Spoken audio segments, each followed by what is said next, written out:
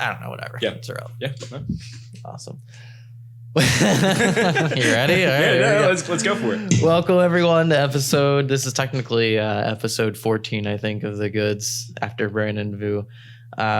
Former Caribou Lodge Yo-Yo member, one of the original Yo-Yo personalities, Mr. No Dicks. I'm trying to think of other attributes. Arborist. Carpenter. This man could be Jesus Christ. We don't know yet. No, we don't know. We didn't know Jesus was Jesus either until he was crucified, so we might need to do that to Isaac. But welcome to the pod, Isaac. Thank you for having me. We're 30 seconds into Marty making crucifixion. Jesus Christ. It's God. It's God trying to get me. Oh my God, thank you. I got you. All right. That was some instant karma there for me. All right. Yeah. Speaking of arborist, Isaac made this beautiful table that I'm interviewing him on. Beautiful book matched maple tabletop. Really proud of this thing. Book matched maple. Yeah. Could you make a kendama out of this? Could you dama this up? I could make a kendama. It would be a super nice kendama. I've only turned wood one time, and I made a yo-yo. Actually, made a fucking yo-yo. I do remember this. Yeah. And it's somewhere in the back room in the studio, and it works pretty well actually. Yeah, it goes down. It's one piece, right? It's one piece. Yeah, it's one piece. I played with a glass yo-yo recently. Really? Yeah. I wish I would have brought it for you. No, it's made out of borosilicate, so it's similar to Pyrex. Like you have a Pyrex dish or something. It's similar to that, and it's like. How did that play? It's interesting. Probably similar to how that played, where it's like you have about 10 seconds. And you don't even have 10 seconds. Yeah. It doesn't even come up. If you like do one pinwheel or something, it depletes like your spin time instantly. And like, it's rough. Yeah. But it's fun. It's like something I want to try to make them to sell, but I don't know if people would be interested. Oh, you made it? Not. I didn't make it. No, I can't blow glass, but like collectors. Collectors will it buy plays like I don't know, like it'd be a cool thing to have on your desk, like as a paperweight. I don't know, maybe not a paperweight because it's I don't know, whatever. So, dude, thank you for having me in your house today. Yeah, thank you. Sunday, You've been Lord's trying to get Day. you down here, for months now. Glad you could finally make it. Do you want to get closer to the mic? Of course. Like no, I got you. Good posture too. Just makes it easier. Yeah. You don't have to have good posture. You can sit. Oh no, I should. It's good for you. It's good for your back. All right. Andre was telling me he has like a little like a back brace or something. Yeah, that, like pulls your shoulders. Yeah, back. but if you do it the wrong way, it like shocks you. Really? So you can jump back. When I first tried quitting nicotine, maybe like 2 years ago, I got a shock bracelet. It's called Pavlov. Yeah. Pavlov? Like the fucking dog? Yes. So it was like a failed Shark Tank, like pitch or whatnot. They didn't get any money, but the company was still running and whatnot. Why did they fail? Did they say, did you watch the pitch? No, because the sharks were like, you're just shocking people. You're just torturing people. I don't see how this is going to work. And they're bringing up the dogs and whatnot. What's the barometer for how it tells if you're having a nicotine craving or not? Well, no, it's basically based upon like how you're feeling. If you feel like you're having a craving, well, then you shock yourself. You press a button on it. Yeah, it's also back there too. I'll show it to you later. To torture and and you can it's 0 to 100%. 100% is like you're shocking yourself. Like it's like a dog collar. Yeah. And they had this deal running. Like I got an ad for it because like my phone's listening to me. It's like I'm talking about quitting nicotine, and it's like this thing's marketed, for quitting smoking or like smoking cessation or whatnot. And so like they have this deal, pay $1. I'm like, all right, paid $1. I got this free thing, and then you have this like subscription model for like $33.99 a month that you use this thing, and then you return it. Well, and then you return it. Well, I had a debit card at the time that I don't have anymore. I just kind of canceled, the bank account and whatnot. So I never paid the $33.99. So there was this whole like collection agency thing. Like I would like $1,000 or some shit. I stopped using this thing, but the company went under and went bankrupt. So that's all been dissolved. Oh, so I don't owe any money anymore. God, you're the only person I've ever heard of that just beat out the collection agency by weight. I was about to have very serious grown-up talk. You're like, man, you're not going to be able to get a mortgage eventually. Like you got to be careful with that shit. Yeah, no, I was 19 and I was just like, I'm done vaping. Like I can't do this anymore. I'm done vaping. So it's had control of me for 300 days now. Yeah. So that was the last resort. I had to try it, and had to be Pavlov's dog for. Yep. Did it work or No, no? fuck no. I kept doing it. Did you ever do those things at the beach that shock you? Like you hold on to them and it shock you. Yeah. It's Not like kind of racist. It has like a genie or something on the front, or like a European in a carnival game type. Yeah, deal, kind of like or- arcades would have them like outside. I can't for say you to, I've like, ever go done up one, and but you grab onto them. I feel like I know what you're talking it about. shocks you, yeah. But no, never did it myself. The only thing I did myself was like the pack of gum, the gimmick, like you hand it to your friend and it shocks That's them. the worst one. Oh, Yeah. That's funny. That was a funny bit back in the day to pull it out. I wouldn't be able to see them. Did you like eventually? I'm sure your friends would be hip to it though. You know what I mean? And stop. Well, I don't. I mean, all of my friends have stopped. Like tried to stop at least. Like that's the thing about like. I mean, you're not too much older than I am, but like my generation, quite a bit older than I'm. Probably 10 years older than you. I think. 31. Yeah. 10 years old. So you're millennial, but yeah. No, like every single person, at least here, like in this area, like every single person I know uses nicotine or vapes and whatnot. And where I grew up, like heroin use was high and whatnot, like, heavier drugs and shit. So like I see it, like kids my age don't seem to know how to stop. For me, like what it was with like, I stopped smoking weed 3 years ago. Like I was like big into smoking and whatnot, and like in high school, like I started trapping a little bit. Like I was like that kid. Yeah. And it's easy to become that kid when you're in that circle. Yeah. And it was like I had to like scare myself straight. And like the way that it happened for me was like one, like the black market cartridges that had like the vitamin E in them. Like I want to fucking kill someone. Like one of my friends, like we were all smoking the same thing for like a year and a half or whatnot, like same cartridges from the same person, blah blah blah. Yeah. He got drug tested and he came back positive for PCP. Oh my god. So for like a good year, I was probably smoking PCP and like had just absolutely no idea. Casual water enthusiast. And so like, that just knowing that kind of fucked me up in my head. So I started smoking bud again and whatnot. And then I just started having these like panic attacks. I was like, felt like my heart was stopping. My extremities were getting cold and all this shit. I'm like, I'm going to die That's for like funny. a year and a half. And so I was just like, fuck this. Like, why do I feel like I'm killing myself? Like you just I love how you did it for a year and a half. Yeah, I just this kept, is the new normal. I kept doing it. I was like, because it was like it's like chasing that, that feeling and whatnot. Scaring myself straight. And I was just like, this is just making me feel horrible.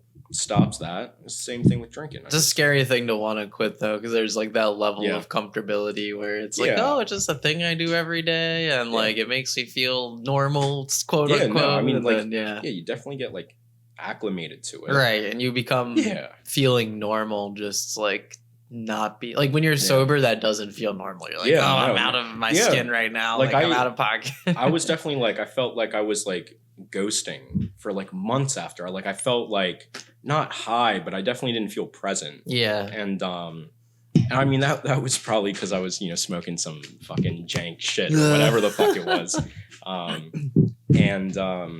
So I just felt like I was ghosting forever, and that eventually stopped. And then college happened, and so like started drinking and whatnot. Yeah. And then like COVID hits, and like everyone started fucking drinking more and doing their shit. I went too deep into it. And so like after nationals, I was just like, fuck this. I was just like, I was having a good time and whatnot. Yeah. Everyone, partying. Like we're all at that age now. Like, we used to be like, it still feels like we're so young, but we're like 21, 22 now and whatnot. So like we're all drinking, partying and whatnot, not sleeping. I'm like, God damn, I'm like fucking too old for this. I feel in the morning. I'm like, oh my God. Like, whereas like, a couple years ago, it was fine. Oh yeah. So I was just like, fuck this.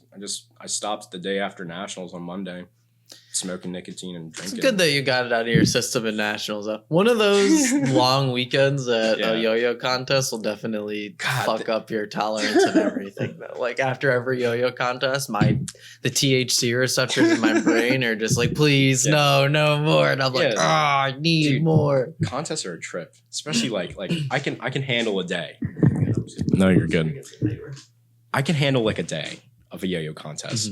But you go like 2-3 days. Oh, dude. Fucking exhausting. And it's like, especially one of those major contests, no one's seen each other for a long time. Everyone's chilling and everyone's like, I mean, that was like the normal 1 to 2 beers is like, oh, you're gonna have 4 or 5 now. Oh, like, it was crazy. At least with like my friend group, like ripping the vape at home alone turns into you hanging out outside for 45 minutes with all the homies doing horizontal weaving space and time. No, we were, Nationals this year was different than anyone that I'd went to before. Like nobody had seen each other for a good 3 years or whatnot. At least from West Coast versus East Coast, like nobody had come together. And so like the first day we're there before the contest, like I've never seen the Yoyo community be so unclicky before. Everyone talking to everybody, like, it might be different for you. Like this is how I came up. Like there was cliques and groups and whatnot. For sure, yeah. And like everyone's talking to everyone, but as soon as the contest, went into play and it's, like prelims or semis or whatever, everyone just went into their fucking groups and was like, no, fucking balls to the wall. I gotta practice and all this shit. I'm like there, like I thought of this as like a vacation. Like I wanted to yo-yo. Yeah, who cares? Yeah. But I was just like, yep, it's it's still what it is. Like that's okay. I just, I haven't been in it. I still yo-yo. I think it's all like time, the competition mindset maybe that really brings that out in people or whatever you want to say. Like, I don't know. I don't miss that. I used to be there, but it was like looking back on it, it was so silly. Like at least like I find it silly because I was like 16, 17, and realistically I had only been yo-yoing for like 3 years or whatnot. And I was like, fuck yeah, like I'm gonna make finals. I'm gonna get on the podium. I'm like practicing at home and whatnot. It's like looking back on it, like I didn't get good till like a year ago or whatnot. like I could always yo-yo. Yeah, but it's good to have that positive mindset coming in because yo-yo is so jaded. Like so many older yo-yo players, like yo-yoing's whack. So it's like, it's cool that younger players come in now and actually want to get good and want to be competitively good. The younger players are like they're insane. Yeah, because for so long it was like cool to be negative about it, and it's like, why is it cool? Why is it cool to not try? I never understood that. Like the whole like pessimistic outlook. Like I hate yo-yos. I'm like, no, you don't. Why are we you're here? Doing it right exactly. now. Like, no, you don't. like we can all enjoy and whatnot. I think that speaks more to like people judge their yo-yoing based upon how other people yo-yo. Right. Like I certainly did it as a kid. Like I'm on this team with like Zach Gormley. Yeah, people do it in real life where they just compare themselves to other people. Oh yeah, no, I mean it's human nature. None of us are gonna be Elon Musk, so like who gives a shit? Like, no. And I just everyone that yo-yos actually loves it and they can like lie to themselves all they want. But like yo-yo's fucking fun. Yeah. We all enjoy it. You're totally right though, because like 2010 through 2015, like yo-yoing was very integrated and like even people who competed, like you'd have your clique for the day, but then like afterwards of the contest, everyone kind of mingled and hung out and like it's kind of like that now, but I definitely see what you mean about it being clicked up and like certain people only hang out with certain groups. And 100%. There's nothing wrong with that either. No, I mean, like everyone has their like friends, but the thing I've always been jealous of in yo-yo is like the European crowd. Like they have just a fun. Party and it's vibe. just a party. Everyone's hanging out. And then like, I can't get a good feel about like Asian competitions and whatnot. Like it seems to be more serious. Like people take it seriously. It's very regimented. Like if you're in the room where it's happening, you're not allowed to yo-yo and stuff. Yeah. Like at Worlds in Japan, they allowed it, but like if you're at an official like Japanese sanctioned yo-yo event, then like they don't allow people to yo-yo at the same time while someone's on stage because they put a lot of work into their performance. Even the people who in Japan, it's way different. You know what I mean? Even people who are not scoring very high still put a lot of work into their freestyle and shit. Whereas like here, like whoever isn't, it's a little bit better now. People are taking it more serious. But like even when you first 100%. Started competing, there'd be like randos. Like if there was no prelims or anything to get in, anyone can compete. It's just that was random shit happen. That was the best thing in the world. Like I remember, God, what contest was it? I was like 2 or 3 years into it. And there was no prelims one year, and so I made finals. I was like, "Fuck yeah!" and that was the year that my like music cut off a minute through the routine. Oh fuck! Because I switched music with Jake Lerman. God, shout out Jake Lerman. I miss that kid. Talked to him like I don't know 2-3 months ago. That's funny. He's doing good. But like that was definitely my favorite moment on stage because like the cheering, like that's the one thing. I can talk all this shit about the yo-yo community. I have my qualms. I think everyone does. But like ultimately, like doesn't matter who you are. I think it's similar to like music. Like, I listen to like XXXTentacion and whatnot. Like you said, like fucking, fanboy, love him, shitty person, but I can separate it from the music. It's always been the same with like yo-yoing with me. Like I see like somebody that I might not, fuck with like on my day to day and whatnot, like in person, but I see them on stage and they're good. Oh, yeah. It's like, holy shit. Yeah. It's like the coolest thing. And I'm always like super supportive of it. Like that's... It's a very big equalizer. I like that too. I like one time when I was at a camp, I accidentally started like going into not like a rant, but like a girl like started to ask about like if girls and boys are allowed to compete together or not, and I was kind of like, yeah, like yo-yoing is one of those rare things where it doesn't really matter like how strong you are, how fast you run, like it's like very equalizing, and you can be like any sex or race or denomination. 100%. Anyone's very good at it. And like the teacher started to like cut me off because I was like, because it could just get it's a slippery slope, you know what I mean? And it's 100%. Like it takes a very mature adult to be able to like discern that from someone being like, girls can't do what boys can do. And it's like, I didn't say that. It's like, it's what this is a perfect example of, is that they can, and like everyone should be involved with this. And like, and there's a lot of women that are like way better than a lot of guys too. Way better, There's this girl on Instagram now. I can tell you before, I'm sorry for interrupting, but just like as a person who teaches children, like girls are way better listeners than boys. Oh, I'm sure. I mean, 1,000%. I think for boys or guys, no, you're good. For boys, guys, or men, you have to pique the interest. Like they have to like want it, like, and be interested. Like I did so many different hobbies growing up. Like I speed cube like a little bit, and I was fucking around with like bucky balls. I don't know if you remember those magnetic balls. And I would, juggling. I tried this, that, and the other, and it's like piqued my interest for 2 weeks, and then I was done. But yo-yo was actually weird for me. Like in 5th grade, I got a grind machine, right? And I yo-yo. Where did you get it from? Do you remember? Yo-yo expert. Okay. Yeah, 100%. Why'd you get a grind machine? Just because of the video or something? Or I think, why did I get into it? Or price point? I think no, I actually know how I got into it. There's a bunch of different ways of like how I got back into it. But I yo-yoed for about 2 weeks in the 5th grade. My first grind machine purchase, So my dad had a wooden Duncan Imperial at the shop. That's the wood shop. Yeah. And he showed me around the world. And so I messed around with it, and I really enjoyed that. And then I started doing loops, and I could do like one loop or whatnot. And so I looked up like yo-yos for sale. I think Yo-Yo Sam came up, a Diablo website came up, and then Yo-Yo Expert. I went on Yo-Yo Expert, found the grind machine, green and black with the green hub stacks and whatnot. Ordered that. I was able to do a bind after 3 days. Damn, that's cool. You stuck with it that long, even, because and I would like every kid in elementary school like had one at this point, like a Duncan butterfly, like something like that from the dollar store. I wonder why. What happened? Well, it must have been one kid came in with it, and then everyone saw it and thought it was cool. I think it was me. I mean, I remember like it would be like me and this kid named Justin Bishop that would always get into these things together. Like we got into like Chinese yo-yo, Diablo. The bucky balls, the cubing and whatnot. And then all your friends. And then everyone started doing it and whatnot. And then, it's a fad and it all runs out. And it would run out with all of us. Like nobody would continue doing it. It was the same with yo-yo in the 5th grade for me. I think the last trick I learned then was like I tried to do a suicide. And like I kept trying to fucking land it, and I couldn't land it. And it was pissing me the fuck off. So I was just like, okay, I'm done. But in this 2 week period, I asked my parents to get me a grind machine, a Yuxta, and an 888. And they got me all of them. They got me all of them. So I still have a run from 2009 or 2010 of an 888. That's awesome. Back at home. So like, I don't know how rare that is, but it's like pretty rare. It's kind of cool. Like kind of cool. And then this is like the villain arc. This is how it all Grayson came in with a yo-yo.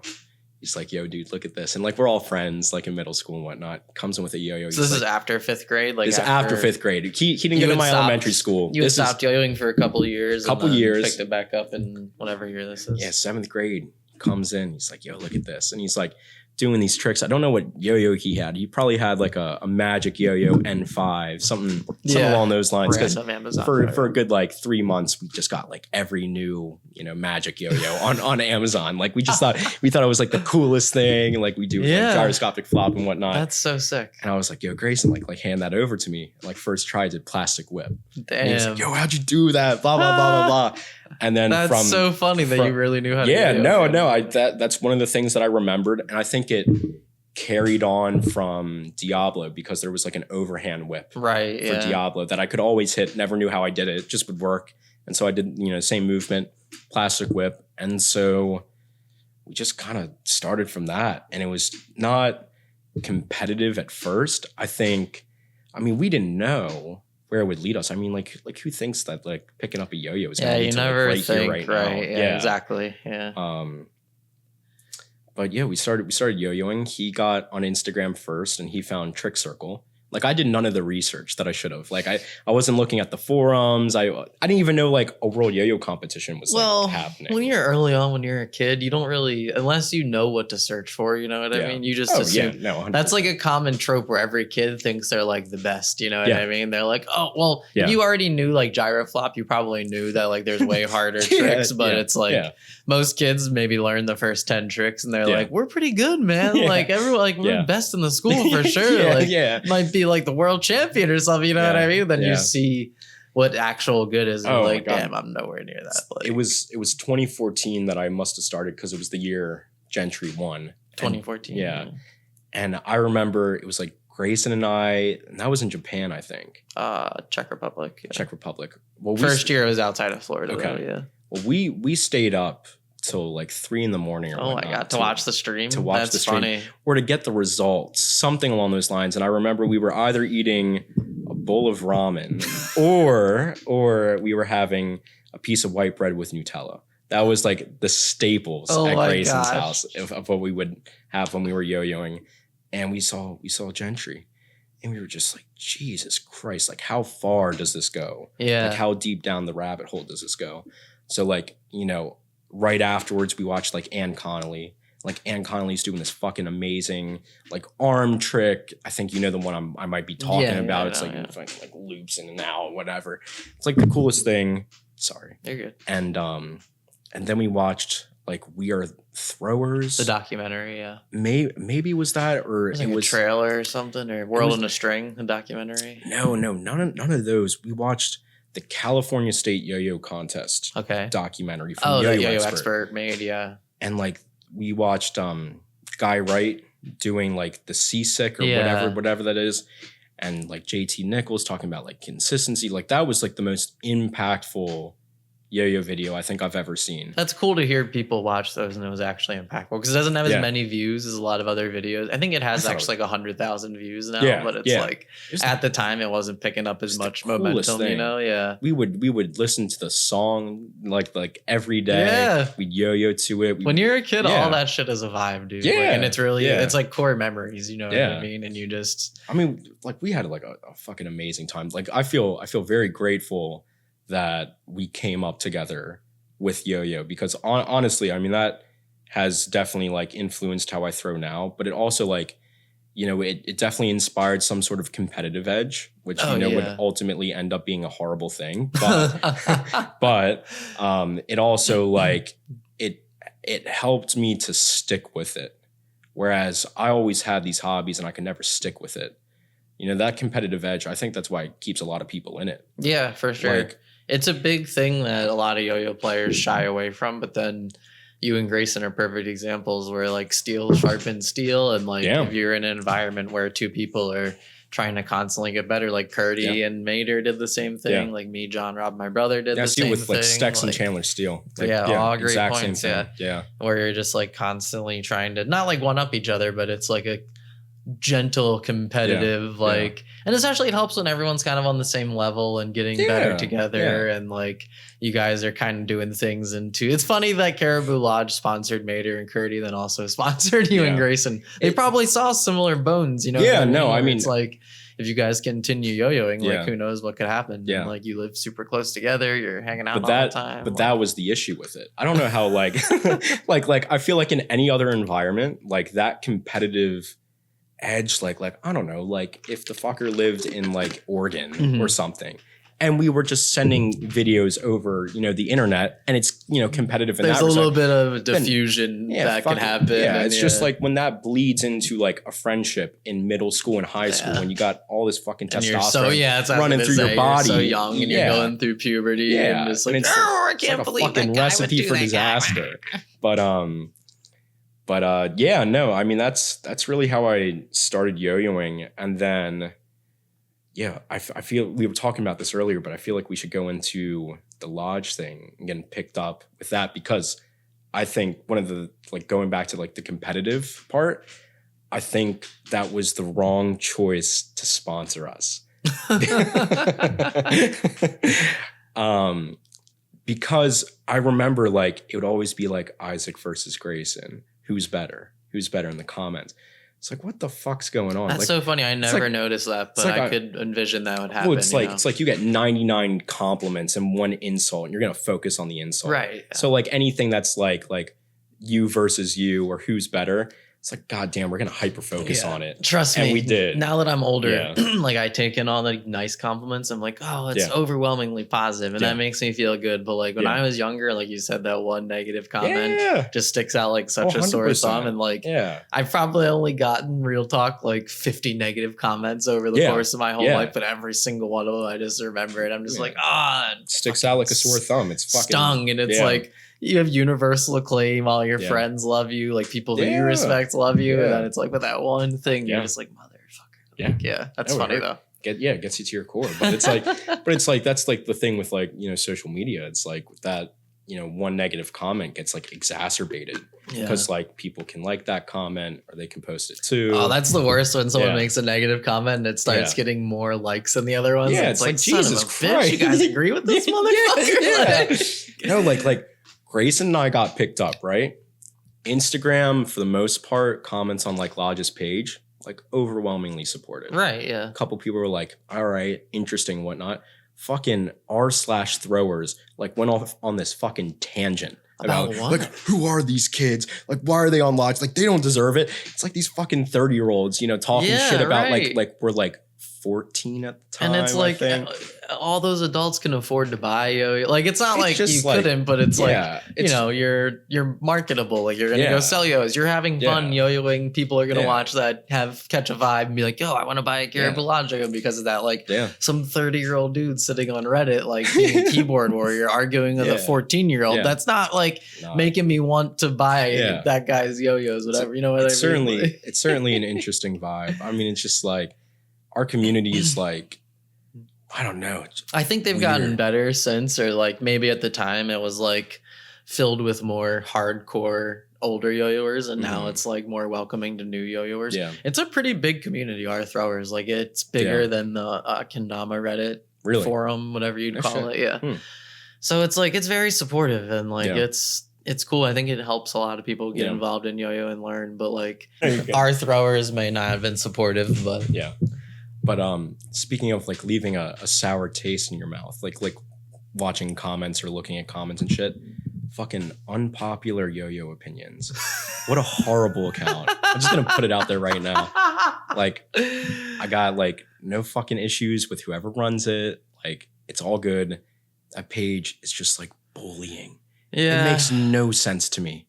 It's like, God damn it. Like, why put more drama and whip it into the fucking community? It's like, it's like, the funny it's ones so unnecessary. To me are when like the posts contradict one another, Yes! They'll like say one thing and the next thing says the complete opposite. And it's like, where is, like, I know that it's not like supposed to be, it's an amalgamation of a bunch of kids' opinions, or kids. It could be even 25-year-olds, but they're still kids. That's what I'm thinking. I mean? I'm like really wondering, like, who the fuck's commenting this? Like, no one there is really like some 45-year-old man being like it's like all younger people, and it's like, I get their frustration. Like, a lot of people probably feel disenfranchised in yo-yo because what what's popular right now is not what they prefer, you know what I mean? But in general, that's what's popular. Like not everyone loves Justin Bieber, but that's what's really popular. And like all Harry Styles, all this shit. But it's like you can appreciate it for what it is. And it's like at the end of the day, yo-yoing isn't really some massive industry. Like music, you can argue differently because it's like there's a lot of ways you can monetize music, but it's like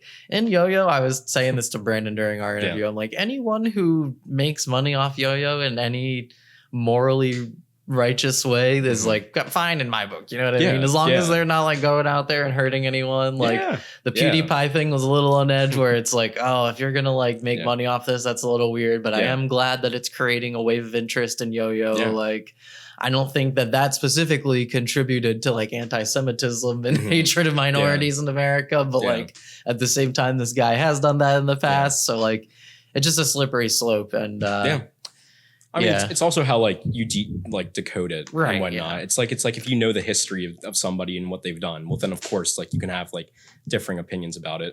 But like coming from my perspective, I mean, you have 10 years on me and whatnot, so you know more. Like that, you know, that is what it is. But like, I guess like going back to Gentry, like, and going back to like, you know, having these issues with the community and whatnot, and like what's popular, like, you know, I remember coming up and being like, you know, fuck Gentry. I was just like, like I didn't understand it. Like I was like, well, he just keeps winning. Like it doesn't feel fair.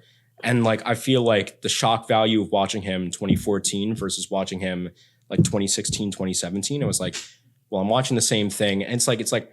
I'm so like insecure in myself and my yo-yoing that I have to fucking project it onto these people that are like amazing and whatnot. That's really what it is, like all the time when it comes down to it. It's like very rarely are people that are like working at their peak performance being like, oh, fuck Gentry. It's people who like aren't reaching their potential and like not fulfilling what they want to do and accomplish that are like, oh, this guy that's doing what I want to do. And it's like, you can do that. Like you just don't want to sell out. You don't want to sacrifice. Gentry's a fucking homie. I fuck with Gentry. I talked to him a little bit at Nationals, and he's been nice to me and like supportive and whatnot. And it's just like, I feel like in that moment, it was like the same deal with Kieran. Like I never really talked to Kieran. And then after like one time I talked to him, I was like, well, shit, it's like these people are people. Like I like coming, like watching like Curdy Yo-Yo, watching you Yo-Yo, Mater, Gormley, Gentry. I mean, everyone that was big. It's like when I was like, you know, like even, you know, 2019 Nats. Like I'm looking at all you and I'm like fucking scared. I'm like these people are amazing. And it just took like, I don't know if it was like going to college and talking to more people or just growing up a little bit more, but like we're all people. You know, and whatnot. Everyone's a little older than you too, so that is a little intimidating when you're younger. It's a little, it's definitely. But I think now more so, like, you know, we can all talk. And it's like definitely dependent on like maturity. Like fucking Blaze, like Blaze can hold, you know, conversation with us, and Blaze is like 4 years younger than I am. So it's just like definitely dependent on, you know, who you're talking to and whatnot. I forgot how old Blaze was the other day. Colin or someone told me he was 18. I was like, I thought he was like at least 20 at this point. But Blaze is crazy. Blaze is like, he's gotten so good. I think he's the best yo-yoer in the fucking world. Probably is technically and between competitively and his tricks. I think other people are like more skilled and whatnot. Like technically. Like fucking Arata. Like nobody can be as good as like fucking Arata or like Takeshi or whatever. Blaze could win worlds. 100%. He could, 100%. I hope he sticks with it because definitely a fanboy. Definitely a fanboy. Fuck that motherfucker's really good. Yeah, Blaze is sick. And he's been at it for like 6 or 7 years now, hardcore. Like he's taken short breaks, but it's also like every time he takes a break, I feel like he's somehow like he just comes back. Yeah, it's not like he's leveling up, but it's like, I don't know, his brain just works differently. So it's like, it's cool. Yeah, that's been the other interesting thing about like this quarantine. I feel like only not a few people, but like a lesser majority of the community has like really improved, and then everyone else has remained stagnant. If that makes like no, for sure. I mean, the quarantine lifestyle isn't exactly conducive to yo-yoers. Like that's being, it's just like they don't go out anyway. But then as soon as someone's like, "You're not allowed to go outside," they're like, "No, I'm depressed again." So then they like have to. They don't want to yo-yo. It's like it is what it is. Like I was talking to like Aaliyah about it. Like at the beginning of quarantine, we were like, "This is gonna be fucking amazing." Yeah, everyone's gonna get so good. I know. Like we were because like the only thing that happened is like it kind of like homogenized and TikTok became way more popular. popular, and it's like, which is great. I'm not complaining about that, but it's just like, oh, like it got a little more like redundant. Everyone's doing a little more of the same shit. It's not like the worst thing in the world, because like what's meta now is much more entertaining than what was meta in like 2016. Yo-yoing is the best it's been ever. Oh, like, yeah, 100%. Yeah. It's like there's this one we can kid. complain about it looking as similar as we want to, but it's like I'd much rather watch everyone's freestyles who look pretty similar now than like 2012 when everyone's just doing 45 seconds of shit horizontal. And it's like, God, to dubstep. And it's like, all right, again with this. I miss the dubstep. I miss the dubstep. That's like I find it to be like the supreme yo-yo music. There's only a few, because you grew up during it. There's only a few people that can really do the dubstep well, you know what I mean? Like Kieran like with like a really heavy dub. Everyone else just kind of, it looks like a normal song that you're just yo-yoing to. Whenever I get like, I think at some point I'll get back on stage and whatnot. And like I think I'm at the level, if I hit my tricks consistently, to like do relatively well. But like the goal is go like 150%, hardest song I can possibly fucking find, go as hard as I possibly can, just bangers and whatnot. That's the goal, but I don't want to put in the work. Like, who does? Like, I can't imagine. There's zero reward. Like, I can't. Zero reward. I can't imagine. For me, I know like yo-yo for a lot of other people, it's like been this like, you know, just this like amazing like supportive thing that's really helped them come out of their shell and whatnot. I just fuck with yo-yoing. Yeah. When you're like I have my own life outside of it. Right. When you're like 16, that's an applicable use of your time. Like, I'm going to get really good at yo-yo and try to win worlds. But like, there's people I meet now that are like that, like your age, a little bit older, even 24, 25, that are like, I want to do well at yo-yo. And it's like, what? Like, that's not a good thing. Like, are you like, is your career like in a great place? And you're just like, this is all you're going to spend your free time on? Because like, it takes a long time to get good. Colin and I were talking about this the other day. It's like, it would take you so long to get good at yo-yo. And like, there's no financial reward. Even like, if Gentry were to like quit doing the Yo-Yo Factory thing now and like start and make his own yo-yos, like he doesn't exactly have the infrastructure Yo-Yo Factory has. So he would be like, you know, he would maybe make a little more money initially, but it's like, as soon as that initial excitement would die down, it's like every yo-yo player that already has all of his stuff. Like, it's just really hard to keep that up. You know what I mean? Which is why you have to like work with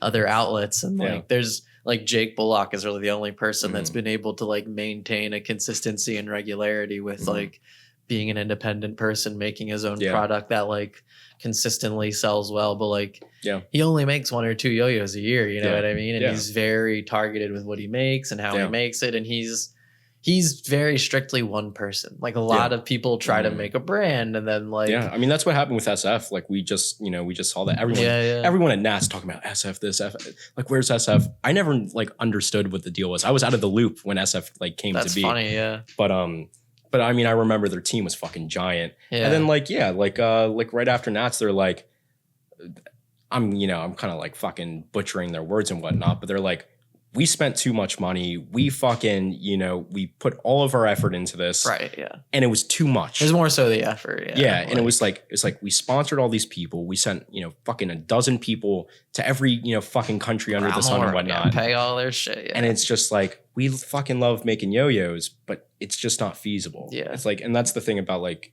yo-yo companies. Like, I mean, I don't fucking know. I can't speak to it because I've never made one. But, a lot of brands stay the boutique brand. And it's like, well, if you get like someone like fucking Kieran or like Becco on a team, well, then your team's gonna fucking do well. Like that. I mean, that's what I started to understand about like sponsors and like how important it is for like who's on the team. Because if you have like a boutique yo-yo brand, and it's nothing against them, like everyone fucking makes a yo-yo and everyone likes it, whatnot. But a boutique yo-yo brand with no like heavy hitters on it, well, it's just not going to do well. Yeah. The yo-yo could be fucking amazing. Or you're going to have to garner like your own organic audience. It's not going to be like random people are like, oh, I like this, watching this person yo-yo. They're using X company's yo-yos. I'm going to buy that company's yo-yos. And that's the good thing. I feel like the TikTok crowd could have done it a little bit differently to help themselves out a little bit more individually. It's smart as fuck what Yo-Yo Factory's doing. given Angelo, you know, like 2 signatures and whatnot. But I don't think Angelo's on the team. No, he's not. Angelo's doing that on purpose. Yeah. He's keeping his options open, you know, and also like to make his own shit or whatever he wants to do. All right, good on Yo-Yo Factory, but it's like, well, if you have like that fan base, because like that's the thing now. It's just like it's really interesting to me how, you know, in the Yo-Yo community, like we watch like the meta and we get like it's like remains stagnant and we all get bored of it. But like the meta on TikTok is literally like Godspeed and the DNA, and it's never different, and yet people fucking eat it up and love it. And it's the same people that do too. At least with like I see that with like Angelo's community. Like Angelo's got a fucking community around him. Yeah. That's the craziest thing. Yeah. I mean, like fucking A, like good for him. Like that's fucking amazing. But it's like these kids like look up to him and whatnot. Similarly to like how I looked up to like Gentry or Mater or some shit. But it's like Angelo, if he wanted to make bank, he just start the fucking company himself.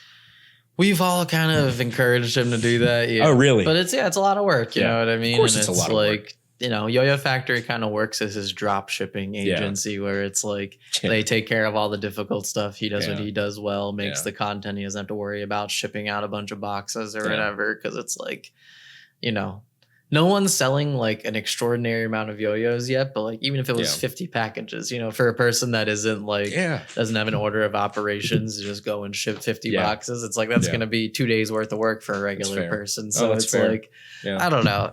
I get it, but I'm of the same volition too. I'm like, we've all told him like, yo man, you need to start your own thing. And like he's just kind of not playing the field, but he's like trying to weigh all of his options and figure out what he wants to do. And he should, Yeah, he's young too. Yeah, exactly. He's 19? Yeah, something 19. Like that. Yeah, 19, 20. Like, but shit, dude. It's like you have like really 3 million people around the world fucking watching you. Right, yeah. It's like, I mean, like as appealing in one respect as that sounds, I don't fucking want that. Jesus, that's why I don't post it's a lot of expectations. I'm like, I couldn't do it. Like social media is the most interesting thing in the world.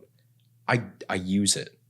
I used it way more. I mean, like everyone knows, like it just causes like this depression, anxiety. You're comparing yourself to people. Everyone likes to talk about now how like the CEOs and like administrative positions of all the social media companies don't let their fucking kids use it. Yeah, exactly. They're like, Jesus, how often does your kid use Instagram? Like, oh, never. My kid will never. Yeah, no. It's like, well, you're fucking it's horrible. Chief executive of whatever. You know what I mean? The self-harm and suicide rate after the release of the iPhone went up 143% in girls. Oh, wow, I didn't know that. That's wild. There's a really good documentary on Netflix. It's probably still on Netflix. It's called oh Jesus, don't fail me now, like brain. The social dilemma. Yeah, the social dilemma. I've seen it. Yeah, and it's just like I mean, it's just horrible for you. And so I managed to like break that cycle and whatnot. And like I'll go on social media. I'll watch my memes. I'll watch like all of you yo-yo and whatnot. Yeah, but you don't treat it as a dependency like you used to. And like and that's the scary thing with like gaining those followers. Like it used to be like, God, it would hurt my fucking ego losing like it's a your follower life. or something. Yeah, you're like, oh shit. And it's like if you can handle that, I mean, ultimately, like it gets you that money, it gets you that recognition. Like we see it with Gentry right now. Louis Vuitton. he's an actor in some movie coming up. I can't wait to see the movie. Yeah, I'm gonna fucking watch it. I hope it's. I don't think it's gonna be in theaters. That'd be so sick. If it's even a select showing, I'll drive to a fucking theater. It's just cool. It's like it's just really cool to see Yo-Yo like do well in any respect.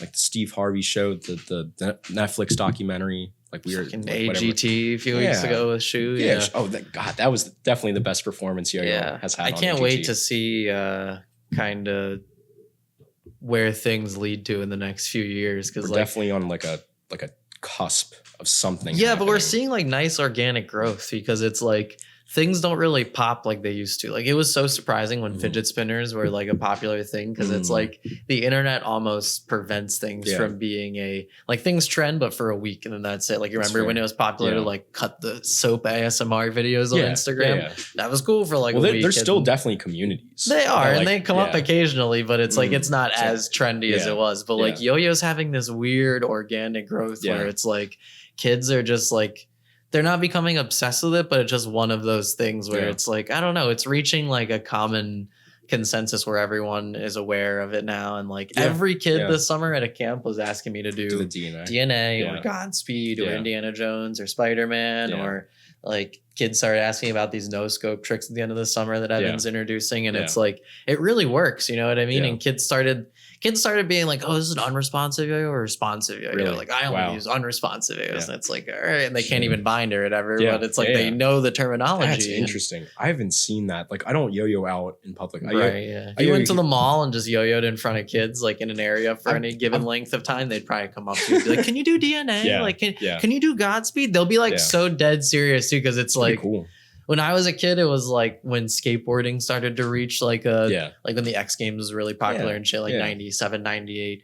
It started to be like, oh, like, can you ollie? Like, how high can you ollie? Can you kick do a flip? kickflip? Like, exactly. And it's like, now it's like that with everyone, you know what I mean? Because you just said it before I did. It's like, but that wasn't a thing in like the previous to that. Like people in the 80s weren't like, oh, can you do a mute grab like Tony Hawk, or can you do an inverted hand plant? It was just like, oh, skateboarding is cool, great, like it's a thing. Yeah, now great. you have like Skate 4 coming all out the kids, right? Exactly. And now it's like a cultural.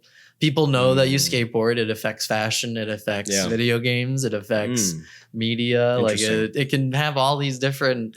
And now like through. You know, there's a comedian, this guy, Mark Norman, like he's a pretty proficient skateboarder. Yeah, he's just like a random comedian, but like he's on a lot of the more famous podcasts. But with yo-yoing, it's great to see like in music, it's like taken off really big with like Faye Webster. And like these dudes, Danger Incorporated, who like they you posted them. Yeah. And then this guy, Field Medic, he was on Team Anti-Yo back in the day. And like, now he's like about to go on tour and like doing big shit. So it's like, cool to see even that. It's like, oh man, people who like are interested in yo-yo, and we all look at how yo-yoing affects people creatively and how it impacts them and what they turn that into. And it's like, oh man, I wonder what that guy's gonna do. We all say that about certain people, you know, but now 100%. in yo-yoing, it's cool to see that kind of coming to fruition with certain people. And it's like, oh damn, there's multiple people that are doing like big things creatively in the world that are all 100%. Yo-yo players. And and that's also like personality type. Yeah. Like Gentry is just a go-getter. Like he'd be successful whatever he wanted to do. It's just fitting. And then there's the other people in the community that like hate on TikTok, like TikTokers or like the real creators based upon their skill level. Like fucking like Yo-Yo Mac. I love that kid so much. Yeah. Like Imogen for Valentine's Day, shout out Stony Mac, got me his Shutter edition that's red and white because it was like Valentine's Day and whatnot. And so like, it would have been funny if she got you a cameo. What's up, my God. The Stony Mac. I could imagine. That'd be oh my God. Isaac, I hope you go Mac on your girl tonight. Just Stony. Peace. But like I saw it with like Stony, like he had posted, like he was getting big, like first person I think to hit 100,000 on Instagram. Yeah, Evan is like pushing 100K on Instagram now. Evan the other day. Just blew up out of nowhere. I mean, he's just got the personality. He's just happy. Like that's just how he is, and that's like and that's like generally that's like how you're gonna get big. Yeah, on the internet, right? Yeah. It's definitely persona based. I mean, that's all. It's like personification of like this like weird ego that people have, and it's like push it, whatnot. But that's not who they are at the end of the day. Except I think Evan is just really that happy all the time. Oh yeah, which is great. He doesn't have a care in the world. You know what I mean? Yeah, like fucker was just like, I'm gonna run a marathon, and just just did it. Like fucking A, good for him. But but with Stony, like I'm watching this kid, I'm liking all of his stuff. I'm just like, this is fucking awesome. Like good for him. And then people start hating on him. Like, why is this guy like kid popular? Like in his school, and he's posting about it. Oh, I remember that. I forgot all about that. And he was like, and it got to him. And it was like this was like the one time that I was like, well, shit, this really might not be good for somebody. Like, you see like Angela like fucking reaping all these benefits, right? Gentry or Evan. It's like, Evan, it's the music, Gentry, it's the yo-yos and the movies and whatnot. Angelo, it's gonna be whatever Angelo decides to do. But with somebody that can't handle the pressure, and it's nothing against that person, it's just like age. Same thing with like sponsors. Yeah. If you're like fucking 14, you don't know what you're getting into. You're a kid, right? And so it's like I saw that, and I was like, "Fuck, this is gonna hurt a lot more people than I think it's actually doing good to." Like a lot of people are chasing it, I get what you're saying, and you're limiting what you can actually do outside of it. Because yo-yoing, I've always had this opinion, but it's like, it's nothing against people that yo-yo all the time, but it's like, how the fuck do you not do other things? Like not to be like that. No, but you're right. But it's like, unless like you're running a company, like you're making money from it. But it creates like. But like we have like, I have friends outside of yo-yo. I'm sure you do too. Everyone does. Yeah. Except for like some people, and they limit themselves. It makes it hard. Yeah. It creates like that crazy after contest depression because you have nothing else to look forward to. And I was like that when I was a kid, and I like did it on purpose where I'm like, I don't want to have other friends. All I look forward to is yo-yo contests. And it's like, I mean, but that's the wonderful thing too about it. Like, there's always like a flip side, right? Whatnot, like the polar opposite, like where like, when I'm having like relationship troubles when I'm like 15, 16, I'm hitting up all my homies that yo-yo and shit.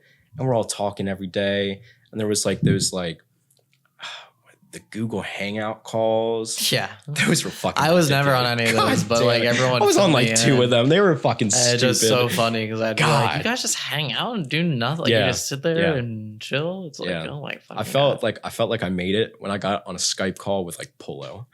I was like, holy shit. He was like, yo, Isaac, what's up? I'm like, you know who I am? And he's like, fuck yeah. That's so like funny. Jesus Christ. Yo-yoers have such a skewed perception of what, not like success is, but you know what I mean? They're like, finally, I'm accepted. I'm in the cool kids club. When Kira knew who I was like, what the fuck is going on? Finally. Right now? Like, really? It's so funny. Like, Jesus Christ. Yeah.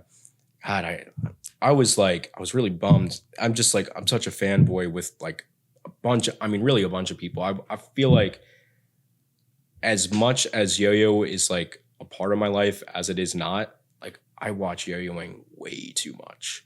Like it's like if I'm on YouTube, like fuck yeah, I'm watching a whole competition. Like I'm sitting so there. Funny. That's like, cool though. Like all my yo-yo friends are like, what the fuck are you doing? I'm like, this is like the coolest thing in the world. I'm like always showing Imogen. Colin used to do that too all the time. Be watching like every single freestyle. Like I'll watch. Like what are you doing? Like why? I was like last night, and it can be the most random contest. I was watching Texas State 2015.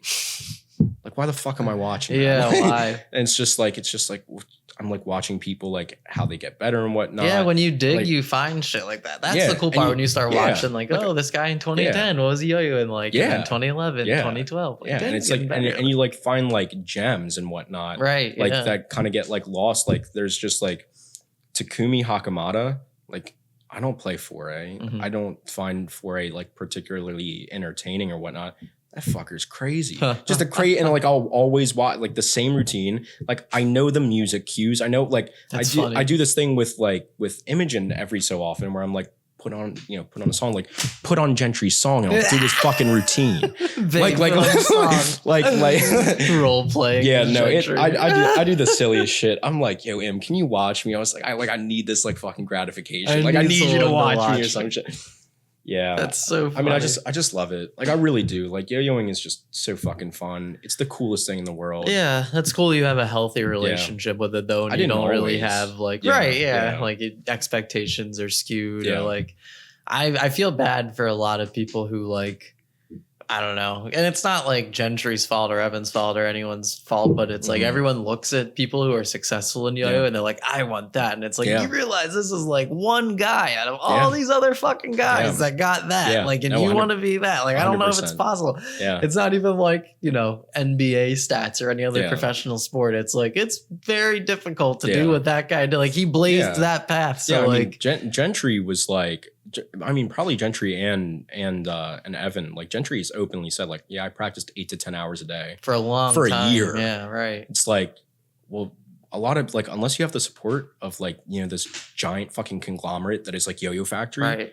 Well, then you can't fucking do that. Right. Or you're like 16 or like you want to be 18 and like, well, I'm not going to go to college. I'm going to live at home. Yeah. I'm just going to like yo-yo for 8 to 10 hours a day. And then it's like, fuck, I hope you win worlds after that. And even then it's like Jake Elliott. I mean, I remember like Chris talking to me about it and like Jake Elliott was pushing to win worlds so fucking much, finally won it. And then like, I'm not going to put words in anybody's mouth or whatnot.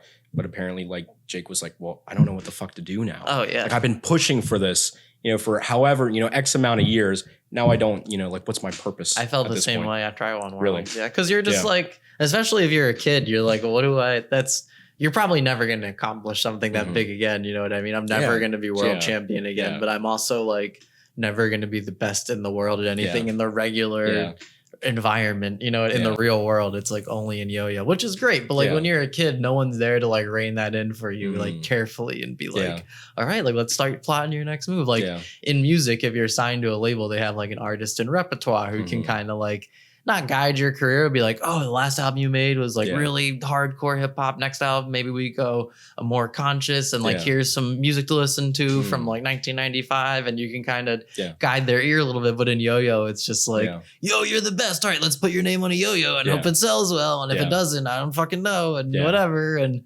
it wasn't even like that after I won Worlds. Like it was kind of like I had to push for all that. Like, oh, like let's make a yo-yo or like. It was, we all did as a team push for it, but it's not like now even where there's like, oh, there's a somewhat of a template. Hopefully it gets 100%. better now with TikTok and stuff. I don't know. I feel like it'll be interesting to see when people come into yo-yoing and want to be just more influencers and not. Ultimately, I mean, like it will get oversaturated. Like it's going to like, I mean, that's just what TikTok is. Like, I don't fuck with TikTok. I mean, like, I was listening to fucking Rogan. You can judge me all you want. No, I listen to Joe Rogan. I fucking love Rogan, dude. I fucking love all of them. But I'm listening to Rogan. Mark Norman's on Joe Rogan. Oh, really? Yeah. Shit. I'll have to listen to it. Yeah. Anyway, sorry.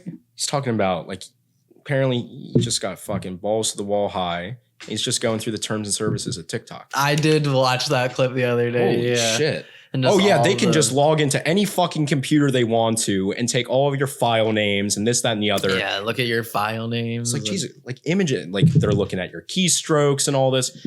Imogen and I will talk about the most obscure thing in the world, and TikTok just spits out like 3 videos in a row about it. I'm like, what the fuck's going on? It makes me uncomfortable. Like, like it makes me uncomfortable. I fucking last night, all these drunk motherfuckers are like, all right, we're gonna look your name up on Google. Isaac, my fucking address came up. I'm like, what is going on? I have like this not a panic attack, but I'm like, Jesus. Yeah, it's scary. It's like fucking surveillance state and like all this shit. I'll have to tell you a funny story after the pod about a yo-yo player that just got hacked the other day. Oh God. It's kind of sad. Wait. Was it the fucking the Sugar Mama account? No. I saw somebody that like a bunch of yo-yoers are following. Okay. Some like 400-pound Sugar Mama started fucking posting on it. And it's like Curdy's following it. Gentry's following it. You're following it recently. And I'm like, whose account was this? It's some yo-yoer that got their shit hacked. I can't figure out player. I can't figure out who the fuck it was. It was in one of the group chats I'm in recently. Okay. They all were like, yo, why is everyone following this random? Yeah, I know. I was like, what is this? Like, I was like, because like I remember like way back in the day, like I was gonna say it was Lucas Decker, but it's not Lucas. It's not Lucas Decker. It's someone that had an account that got hacked that hasn't been active in a few years, but.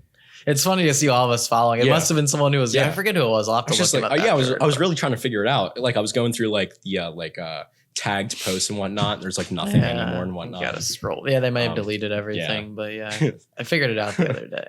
Like Ben Hewitt, something random. Yeah. Someone completely random. I don't know. Interesting. Yeah. So what's your story about? All right. I don't know if I've told you this one yet. No, maybe. I don't know. It's about the time I drove to upstate New York and then to Pennsylvania and then to back to my house in a day trying to get to Curdy's house. Oh, Curdy told me this story one time, but not, and it's obviously he doesn't know the story, but he was told me one time.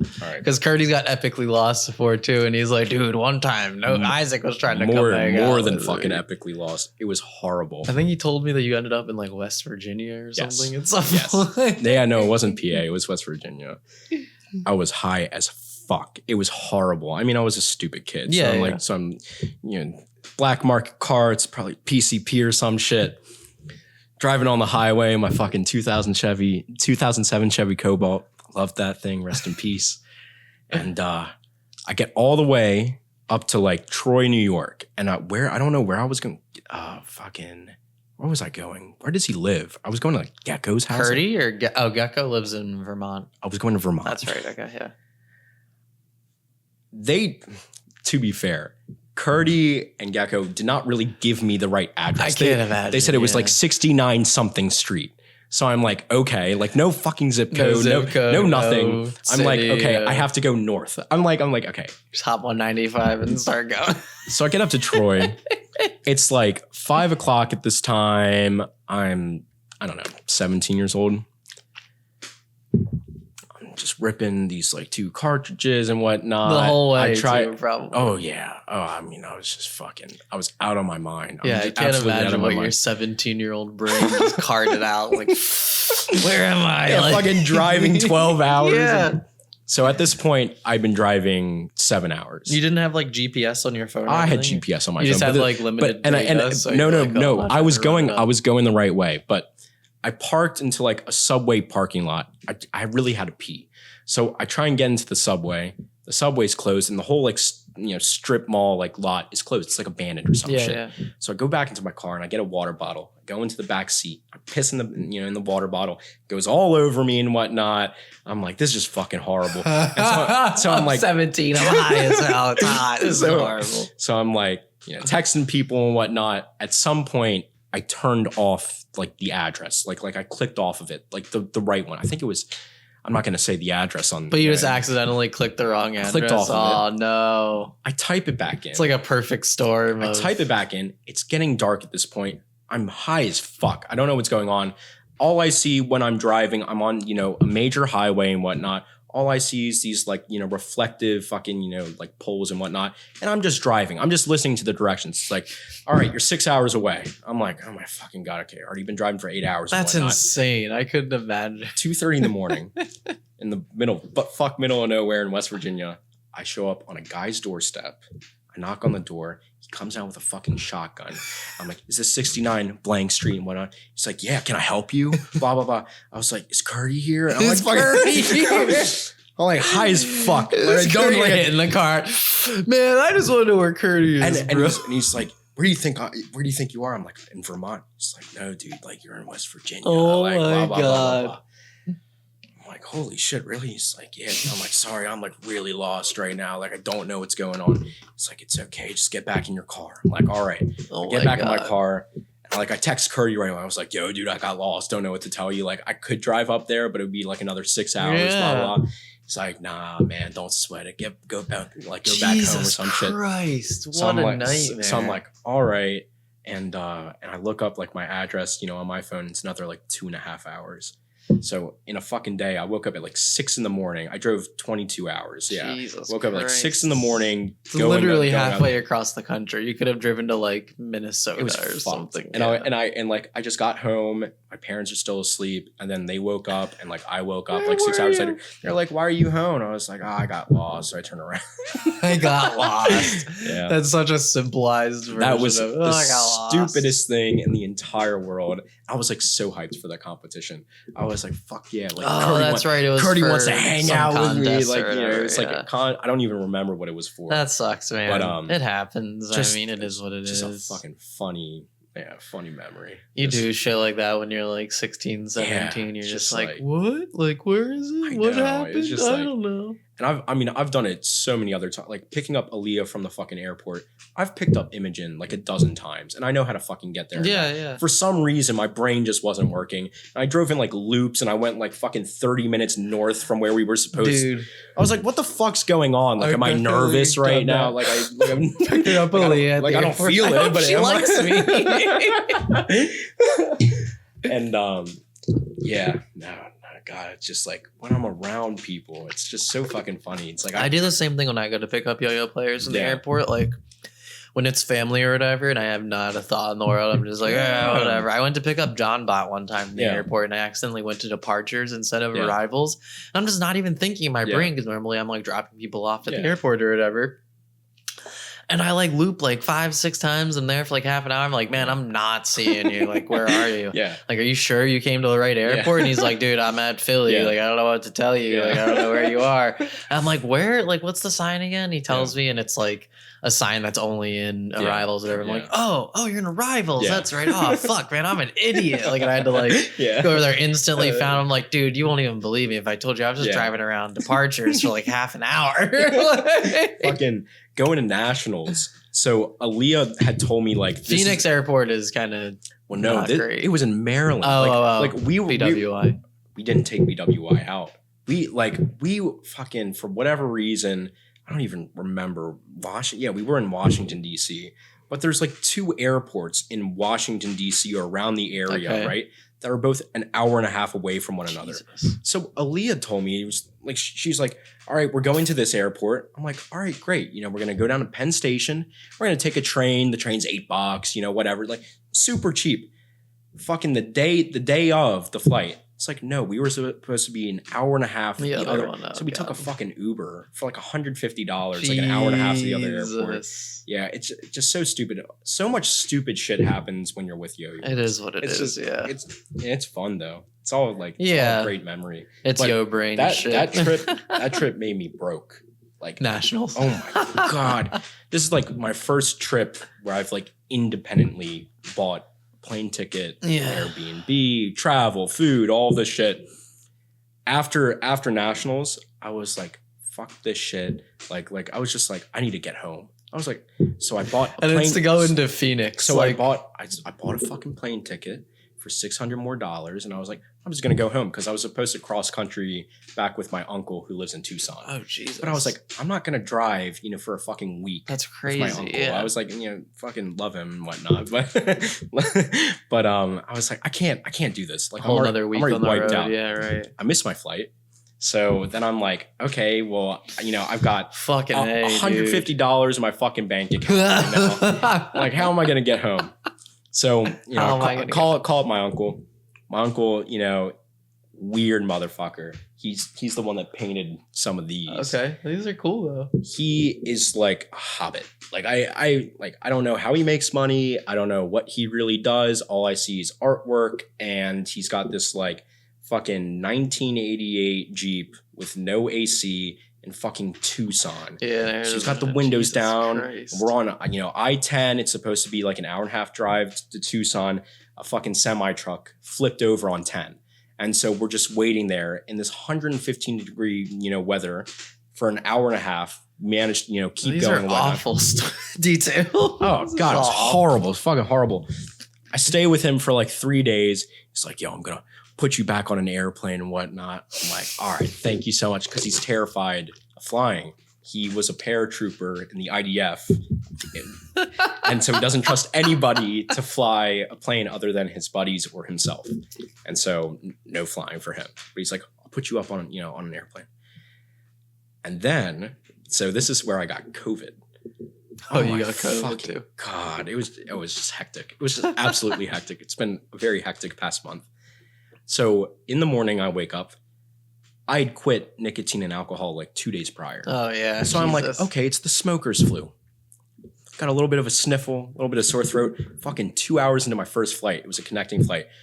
Coughing up a storm. I got these like cold sweats. You gave a whole flight COVID. Oh my God. And that was my first flight.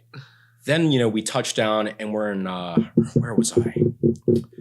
Georgia, Atlanta. I was in Atlanta. So I go up to the flight attendant. I got 3 masks on at this point. I feel guilty as shit. 3 masks. I feel guilty as shit. I'm like, something's not right. I'm like, something's definitely not right. Like, I'm a fucking idiot. No mask in the airport beforehand, blah, blah, blah. 3 masks on. It is what it is. I mean, at get the a pair time, of gloves. You know. I go up to the attendant. I'm like, listen, do you have any like 3 seats not near anybody? They're like, yes, we do. Blah, blah, blah. Thank fucking God. I mean, I was just like, I was shivering. It was to the point where I was like, it was like, I was almost like having a seizure. Like I was like convulsing and shit. And I mean, I was just sick as shit. I get, you know, back to the, to like BWI and whatnot. I spent $50 on an Uber that for some reason picked you up in departures and not arrivals. It's like the Lyft app like has you like go upstairs and whatnot.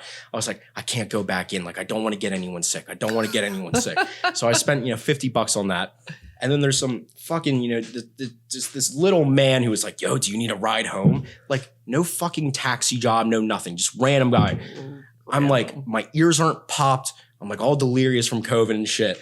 I'm like, yeah, man, but I only got $70 left. He's like, all right, that's fine with me. That's fine with me. Because I thought he was, you know, it shouldn't be that much. It was like $50 for an Uber. But I'm like, yeah, I only have this. charge me, he pulls out a fucking Square reader, no business card and nothing. When drops me off here, it's like fucking 12 o'clock. Square reader, he's like, he puts it in $70. I'm like, all right, fucking whatever. Oh, God. I give him my card, he swipes it. I got like $1 left in my bank account. I come upstairs, go to the bathroom, COVID test instant, instant positive. And then I was like sick as shit for 2 weeks. Imogen was in Minnesota. Jesus Christ. And you're broke. And I was like broke, everything. and I'm fucking here. And I'm like, I can't move. I can't do anything. Can't fucking taste anything. I'm like, holy shit. It was just, yeah. I mean, nationals, this whole past like month, an absolute trip. Absolute fucking trip. I'm really glad I'm fucking healthy now. That's funny, yeah. The nationals it was worth it. Good time. Nothing against anyone, but I love yo-yoing. Like the yo-yo community, I could do without. Sometimes that's me. That's me.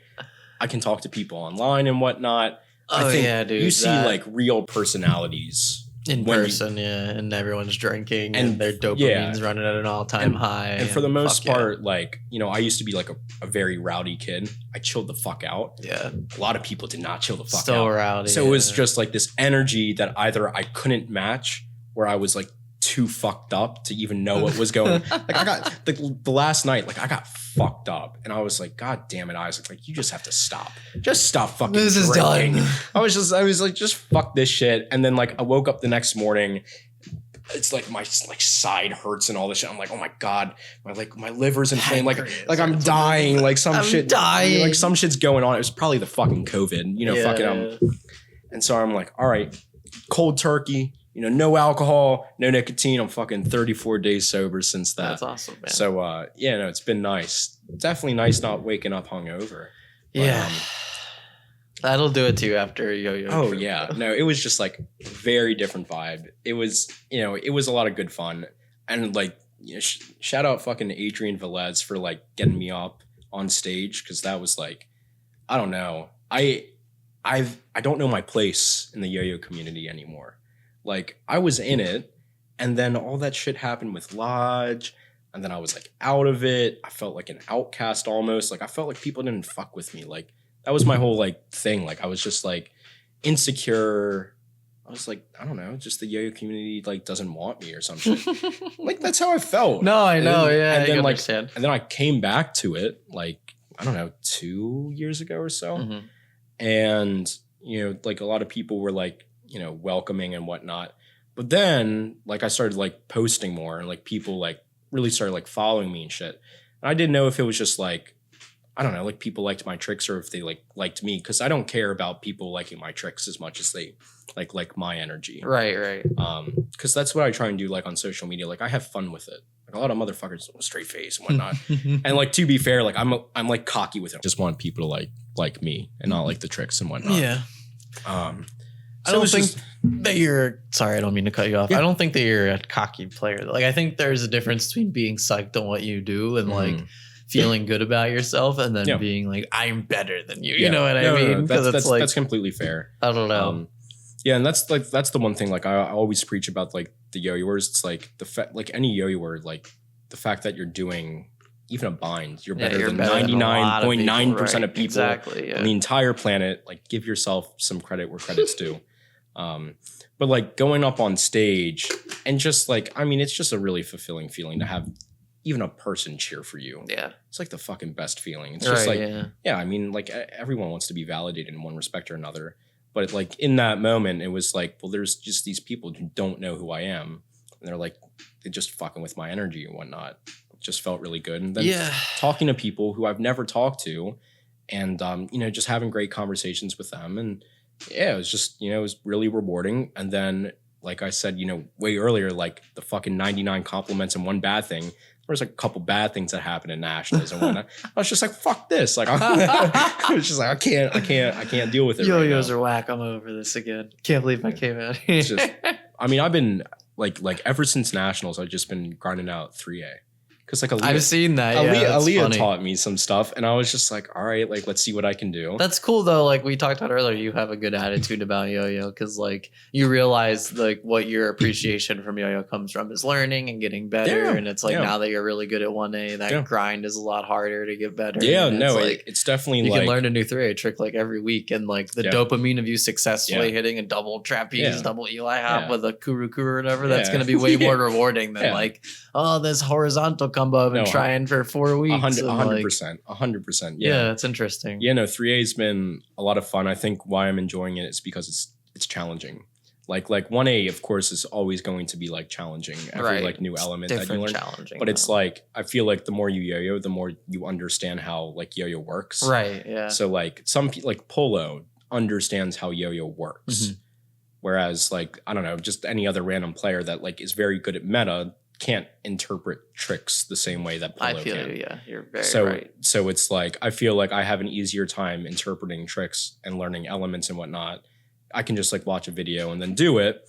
But it's like getting that consistently or making it original, that gets like fucking boring. It's just the more you yo-yo, the more you understand. Right. I don't understand jack shit about 3A. I'm just throwing the 2 yo-yos and seeing what happens. And like, that's like the beauty. That's how I got much better at 1A. Yeah. Because it was like very methodical in the beginning. It's like, I want to emulate this player or that player. Right. So I'm going to do this movement or that movement. And then when I stopped, caring as much, like in college is where I really started to like get creative more so and just kind of do things that felt right or just felt right to me. And through that, like I got, better and better. And then I think in this past year, like I've really just like kind of come into my own with like my style and whatnot. Absolutely. So I feel like similarly to like how like Jake Elliott was like, well, I did it. Like my thing has always been chasing like my own style. Yeah. Cause like that makes way more sense than trying to appease everyone else. Yeah. Like, it was like, I mean, everyone had that like little phase in 2016. Meta, Becco, like Kieran, everyone was just doing the same fucking thing. Yeah. And it's like, I was doing that to try and get into like the competition vibe. Before that, it was like, well, Grace and I are kind of doing, different things. I'm trying to be different than him and whatnot. And then meta stayed the same for me up until Iceland. And then I had like a fucking mental break and I was like, fuck this. Went on, left Lodge, and then Lodge like kicked me, and there was this whole thing. I kept yo-yoing, despite all that shit, talking to friends and whatnot. And then like just watching people yo-yo behind the scenes and whatnot, and figuring out what they're doing. And then I went to college and just like it just all fucking clicked. I was just like, this, like Aaliyah has like the same outlook about 3A. Like she just understands 3A now. Like it's like there are people like Hajime that may be more technically, I don't know, fucking better or just understand it more. Like Hajime like is an innovator and whatnot. Mm-hmm. But 3A for the most part has like a very like symmetrical style, and it's the same movement over and over again, done in different variation. Aaliyah just understands how it works, and like just fucking like Koro can be this, that, and the other. Whereas like nobody's ever like tried to explore it. And I feel like it's the same thing with 1A with me, where it's like a movement. I like my concept right now with like horizontal is any trick that you do, fucking vertically, you can do horizontally. You just have to move in a 360 plane at the right speed and momentum. Yeah. So like I've been fucking around with like a wrist combo horizontally. Like it shouldn't work, but it's like I just want to try it. And you got to hit yourself in the fucking, in the face and whatnot. And that's a cool way to approach it though. Cause a lot of people, they don't, think about it in terms of like that. They're like, it's because they compare so much. It's like, if you were to do something totally on your own, they don't think about the reward mentally of completing that versus like, oh, I'm going to learn another meta combo and like do what everyone else is doing. The Takeshi slack. Like how do you think Takeshi feels? Yeah. Like I want a trick like that. Like I want a trick. How do you think Takeshi feels? Like I want a trick that like I mean Remy had that trick. It was like the fucking double GT from the regular GT. Mm-hmm. It's just this trick that just becomes like this like fad. I don't even care if it's a fad. Like if I can create something it's like that impactful. Yeah, no, you're right. The Bergie combo. I mean like God, like I just couldn't imagine like just like that. I mean, that's the goal. Like I want to contribute to the yo-yo community in one way or another. I don't know what that is though for me, but I just want to do it. Yeah. Yeah. My like favorite yo-yo, one of my favorite yo-yo memories for me was watching Janosch from Duncan. He did like one of my tricks on stage when he won Worlds, and I was like, that's way cooler than me even winning Worlds. It's like a 1A trick I made up is now on a Worlds winning 1A freestyle. This is sick. And he does a variation of it, and it's way better than mine, but it's just like I made that up, and like to know that he did it, and then like we've talked about it. I'm like, dude, thank you. Like, and that's amazing. That's like a great outlook because like other people, like I remember when like Evan won Worlds.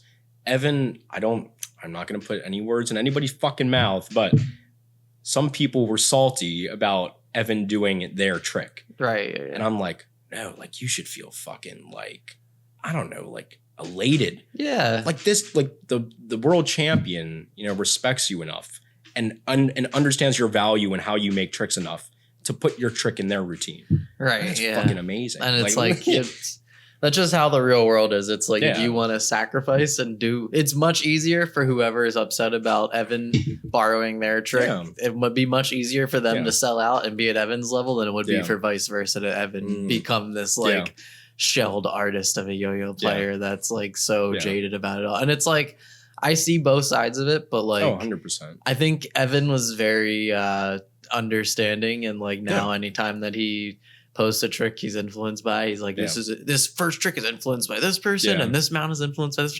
He's like very clear now on the footnotes, and like he understands the cultural relevancy of it all, and he's like, personally, like I won't do that. I mean, every trick is influenced by like every person, right? Like that's the thing, like, and it's like it's different when you are seeing a monetary gain off it though, and it's like people can feel some type of way, you know what I mean? And it's like I just understand how they feel, because it's at the end of the day it's yo-yoing, and no one's really, it's not like we can patent a trick and like you're really gonna make millions of dollars off a single trick. It's just like you're gonna win Worlds one time and I'm not, and it's like but just like I said, it's all relative. It's like if that person wanted to sell out and become Evan, like it's not like what Evan does is easy, but it's like much easier for you to do performative tricks to the music than it is to like make up your own meta and like which is but that's everyone has their own pathway. I mean that's like the cool stuff though.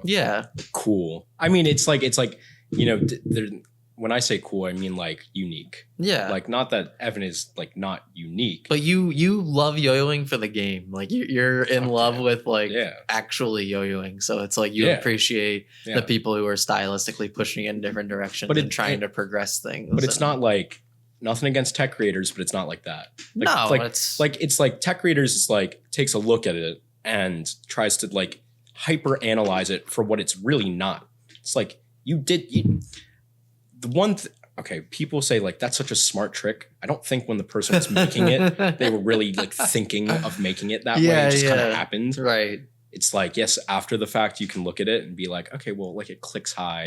Or it's like, it's really like cool how that slack manipulates into that one or whatnot. But they weren't fucking thinking of it. Yeah, it's very rare. It like happened by accident. I had an idea. So like with VR, you make a game where like there's a physics sim of string, right, with a yo-yo, and you could technically manipulate different factors to see how string would manipulate before you try it. So you can make tricks. I get what you're saying. Yeah. You can make tricks before you try them. Whoa. I have dreams of tricks. Dude, that's a wild idea. I might cut that out of the podcast. That's a little too good. Seriously. Yeah, I don't think it's funny because everyone's like, they're not making fun of VR right now, but I feel like because yo-yoing is so tangible for people to think about it in that way, it's like, oh, I don't know. People who like the sport of creativity in yo-yoing, it's like, that's what's cool about it is like the process of going through it and making it up, and like 3/4 of the time that's how you end up with the end product. It's not like you have the idea initially. Like you said, no one's sitting there on their couch like, oh, I just came up with a new green triangle. Let me go try it. It's like you're doing a trick, and then through context clues, because you've yo-yoed so much and it's almost like reading now, you're like, oh, I could do a double green triangle there. Wait, I just hit it this. Oh, shit. It's very similar to reading. You're like reading a sentence and you can almost tell like what's going to happen at the end of the sentence because of what happened at the beginning. And like, Yeah, yo-yoing's wild like that. Those are the parts that I like the most too. Yeah. And but the marketability of those is very hard. It's hard to find a middle ground. Yeah. I'm doing an event in Philly this coming week, and it's in partnership with like this really cool tattoo shop in Philly and this really cool event planning company. And it's like all the other events they're doing are with these super like hipster jewelry companies and all these other cool things that it's really easy to make look cool and dope. Yeah. You know what I mean? Yeah. It's not very hard to make expensive ass jewelry look cool, or pizza or whatever. You know what I mean? Like, everyone come have fun, but yo-yo, it's like, it's especially when it's like, oh yeah, there's going to be a world champion there. He's going to teach everyone. All of that just reads so nerdy and bad. No. It's cool for some people from some outside perspectives. It's funny because when I had the sit down meeting with them, they're like, oh, it would be great to just have like you and like 10 of your homies there and like going in. And I'm like, I know that sounds cool on paper, but having 10 grown men that are sitting there just playing with toys and not talking to anyone else, it's not going to go well. Like, there's going to be one woman that comes and they're going to be like, oh God, I'm like, yo in the corner. And it's like, that's not what we want. Like, I want this to be welcoming to everyone and inclusive and engaging and not like everyone watches the best yo-yo players in the world in the corner and be like, well, I could never do that. Like, let me go try to learn brain twister. Like, interesting. What were you going to say though? I'm sorry. No. I was going to say something, but I was just thinking about it. Like, your approach is more like individual. You think that it has a bigger impact because it's individual versus like a collective trying to teach. I mean, I see the positives of both. I feel like individually, it's, I don't want to say I think the opposite of what you said, but like just regular yo-yo players in the general consensus, they don't really mix, you know what I mean? Because when a regular person tries to tell someone like, oh yeah, I spent thousands of hours doing something that's never going to give me any sort of value other than like my own personal gratification. Yeah. They're like, what the fuck is your problem? Like, why did you do this? You know what I mean? It's definitely like attitude. Like my attitude is always just like, yo-yoers like fucking, like it's infamous, like in the yo-yo community, like you go to a contest, like everywhere you fucking go, you have to play yo-yo. Yeah. I don't agree with that. Like, it's like there's a set and setting where you would play with it on a fucking nice restaurant. Like, I don't understand. Or in a bar. Like, that was happening. Are very weird. Like that was happening. And it's even worse when there's 10 or 12 of them. Cause it's like, we don't need 12 people in here yo-yoing right now. Like, can everyone stop? Like, come on, let's talk. Let's do, something different. But like, my attitude is like, if we're all outside and we're in a beer garden, we have a little section to ourselves. Great, whatever you want to do. But there's 6 feet of space between you and the back wall, only sitting space, and then 6 people will be like yo-yoing right there. And it's like, I know that in your brain you think this is okay right now, but it's really not. No, it's not. And my dad like instilled that on me. Yeah. Like I went to a restaurant one time. He's like, I just don't think it's appropriate right now. I was like, okay, like when we're waiting in the lobby or whatever, fine. But like when we're sitting at the table and you get like, I did that a couple times when I was a kid. When it's like IHOP, Denny's, that's one thing, you know what I mean. But when you're at Ruth Chris, like, don't be trying horizontal 1.5 Eli hops around the table. It's just like disrespectful for their business. Yeah, it's just like. Your dad's a business owner, so he knows. He's like, yo, I wouldn't appreciate if anyone came into my business. He does let me yo-yo there. He's like, yeah, if on your break you want to fucking yo-yo. Fucking different. I don't know what I mean? But like my attitude is like, when I tell people I yo-yo, it's not because they're watching me yo-yo. It's like, well, what do you do for fun? Yeah, it's right. Like, I yo-yo, and they're like, what? I'm like, yeah, it's good pastime. I don't fucking like that's always been my attitude with it. It's like I remember fucking one time at Yo-Yo Club, I was doing some trick. And I was like, yeah, it's a fun one. And like you laughed and you were like, yeah, it's a fun one. I'm like, but like that was really my attitude. Yeah, it's a fun one. It's like not taking it too seriously and just like you have fun with it. It's something I do. If they're like intrigued about it, then pick my brain a little bit more. But like going like back to your point, it's like, the fucking 10 people crowded around in the fucking corner of the room doing it. It's like, yeah, there's no appeal to that. Yeah. The appeal is like if you see like that's the one. You good? Yeah, sorry. No, you're good. Going back to what Gentry says, gonna keep pulling what he said, because I think he says a lot of good like shit. Yeah. But he's like, it's attractive if you're passionate about something. Yes. I 100% agree. I used to use this like pickup line, when I was like a fuckboy. I was like, I'm good with my fingers. Because I and like it's like, fuck yeah, like make it a little bit fun. Don't be, self-deprecating. Like, don't shit on yourself. Don't understand that. Like, don't take yourself too seriously, but also don't like, there's a fine line between the two. It's like what, like don't even think about it. Like, you don't have to get like super intrinsic. It's just like, if you like the first thought that pops in your head, like, why do you yo-yo?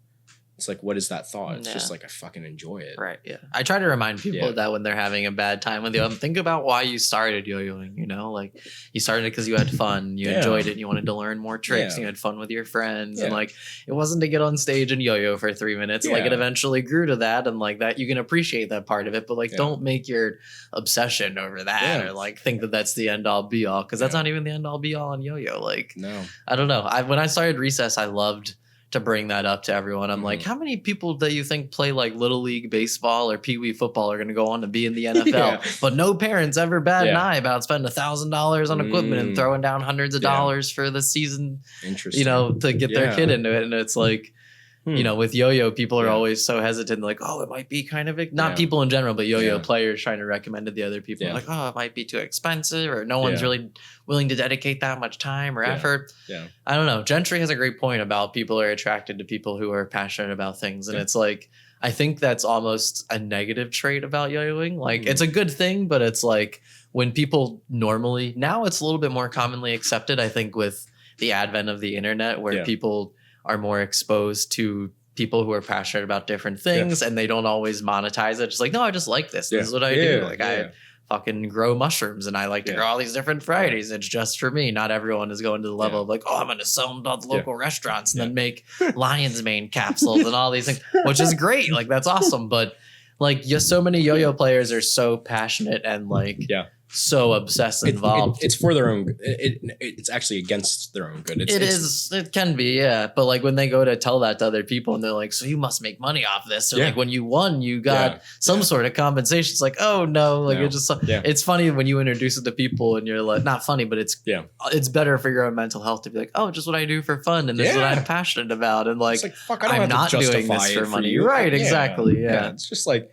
with anything, like that's a way healthier approach to it instead of like, oh, I'm really trying to take this serious. This is what I do. This is what makes me. That's great, and it's what makes me. But it's like, I don't know. I've found different ways for it to be gratifying and not just like what happens on stage or like what is my. It was almost like rewarding when I started Recess. Like I was able to take a step away from being such a figure of like, oh, I'm competing and like I'm this. Face for a company. Like I'm a face for Recess now, but like Recess almost exists as its own entity instead of like, oh, it's Tyler's brand. Like yo-yoers know that, but new people that get involved don't know that. Like I've met so many people that when they meet me and then they'll talk about Recess, I'm like, oh yeah, like that's my brand. Like what? Like you own Recess? Really? I'm like, yeah, because I'm not like, I think that I'm the face of it, but it's like outgrown me significantly as a yo-yo player. Recess is just Recess. Right, exactly. Which I was so happy when that happened, when it's like, yo, Recess surpassed my account for followers. Like it's bigger than me now. This is cool to see. And it's like, from that point on, that's when I really started. And that was probably like 2 years into it where I'm like, okay, like this is really cool now. Like it's actually somewhat successful and it's not just riding off the back of me being like, oh, buy a Recess yo-yo. But yeah, man. Is that when you stopped competing? Is starting Recess? Yeah, basically. Okay. Yeah, that first year of Worlds I competed at, but I did like really poorly, and I was like, all right, I'm done. Like this is too much. Like I got to focus on Recess. Yeah, interesting. Yeah, I've had those ideas of like starting a company. I feel like every yo-yoer has. Like, I could make a better yo-yo, or like make my own like signature yo-yo or some shit. I just like. I don't know. I have this weird relationship with like wanting to be sponsored versus not wanting to be. It's like I'll go through these like moments where I'm like, fuck yeah, I want to be sponsored. And it's really strictly just to get out to contests. Yeah. But then I go to a contest and I'm like, do I really want to go to more? Like, and none of the people who are sponsored, there's very few people who get a lot of their shit paid for like that. So it's I'd have to be like the on best. Caribou Lodge again, or on a high level of Duncan or something, right? I mean, like Caribou Lodge was like fucking Jesus, very good care about their players. Yeah. Like god damn, to a fault. I mean, a lot of time, pretty much sent me to Iceland. Like, it's awesome. And that's just like fucking grateful for it. But with like any other, I've had 2 companies reach out, and I'm just like, can you pay for me to travel? I don't care about the yo-yos. Like I can do all that for myself. Yeah, and it's like, no, we're not really in a position. I'm like, okay, and it's nothing against them. Like I don't mean to sound like conceited. No, it's just like I enjoy yo-yoing, and I don't think right now like I really like. I just fucking like different yo-yos. Yeah, you want to play what you want to play. I'm not with like fanboying over any like company. Like with Lodge, I was like, Yeah, holy yeah. shit, COIW. But now that I'm like older, it's just like, yeah, they're just yo-yos. There's just a whole Right. bunch of different yo-yos. And it's like, I used to think like every yo-yo that came out of Lodge is just going to be amazing or some shit. And it's like, I feel like people. That's valuable to have that kind of kid on your side. You know what I mean? That's just so blindly like, oh, this shit is so dope. Yeah. Like everything you guys do is Yeah. amazing. And it's like now, like, I don't buy yo-yos. Like Imogen will get me a yo-yo or some shit for my birthday. Like, all right, that's cool.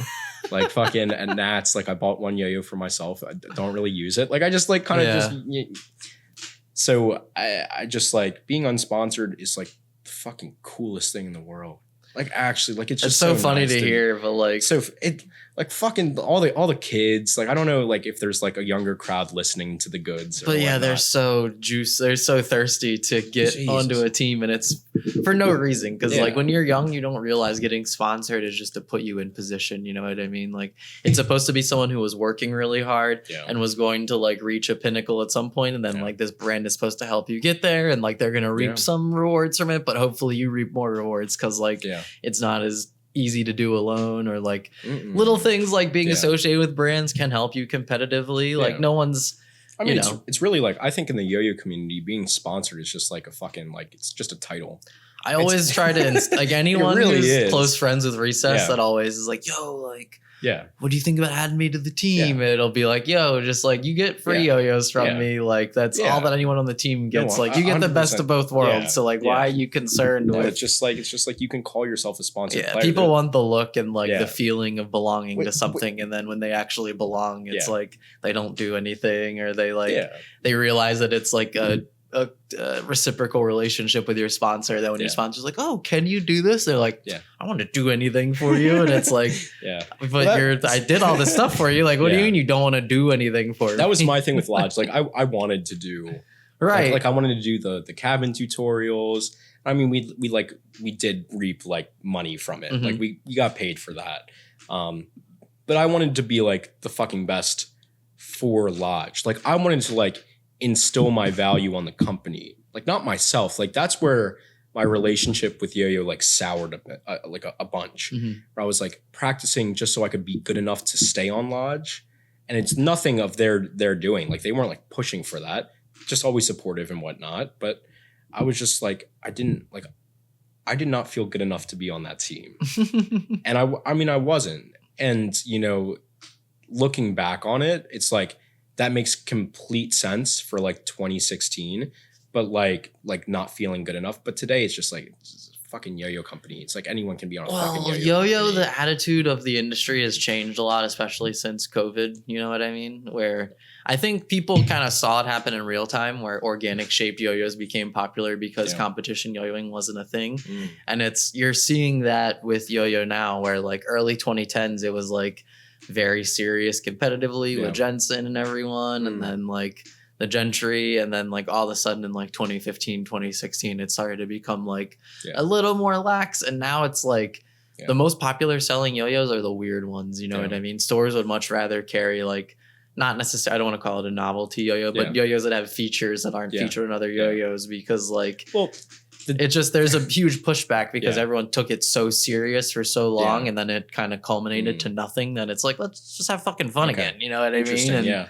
so people are Huh. more Yeah. willing to have fun and it Yeah. not culminate to anything than Yeah. like, oh, buy the shutter and you might be Gentry. It's like, Yeah. why don't I just buy the shutter because I like yo-yos and Yeah. like Gentry's a cool guy and I Yeah. want to support a brand that Yeah. supports yo-yo Yeah. instead Yeah. of being like, oh, it needs to No, 100%. have all these Yeah. like overarching benefits Yeah. for everyone. Yeah. I used to only buy bimetals for that reason. I was like, it's like it can't be a good competition yo-yo if it's not fucking bimetal. That's funny. Yeah. I mean, it's like the gimmicks that get to like a kid's head. Right. I mean, that's the whole like marketing behind it. yeah. Like the tri-metal or the bi-metal or like the finger spin cup. It's like you can do all those tricks on any Right, yo-yo yeah. that you want, but you know that gimmick will sell. Like fucking 9 Dragons.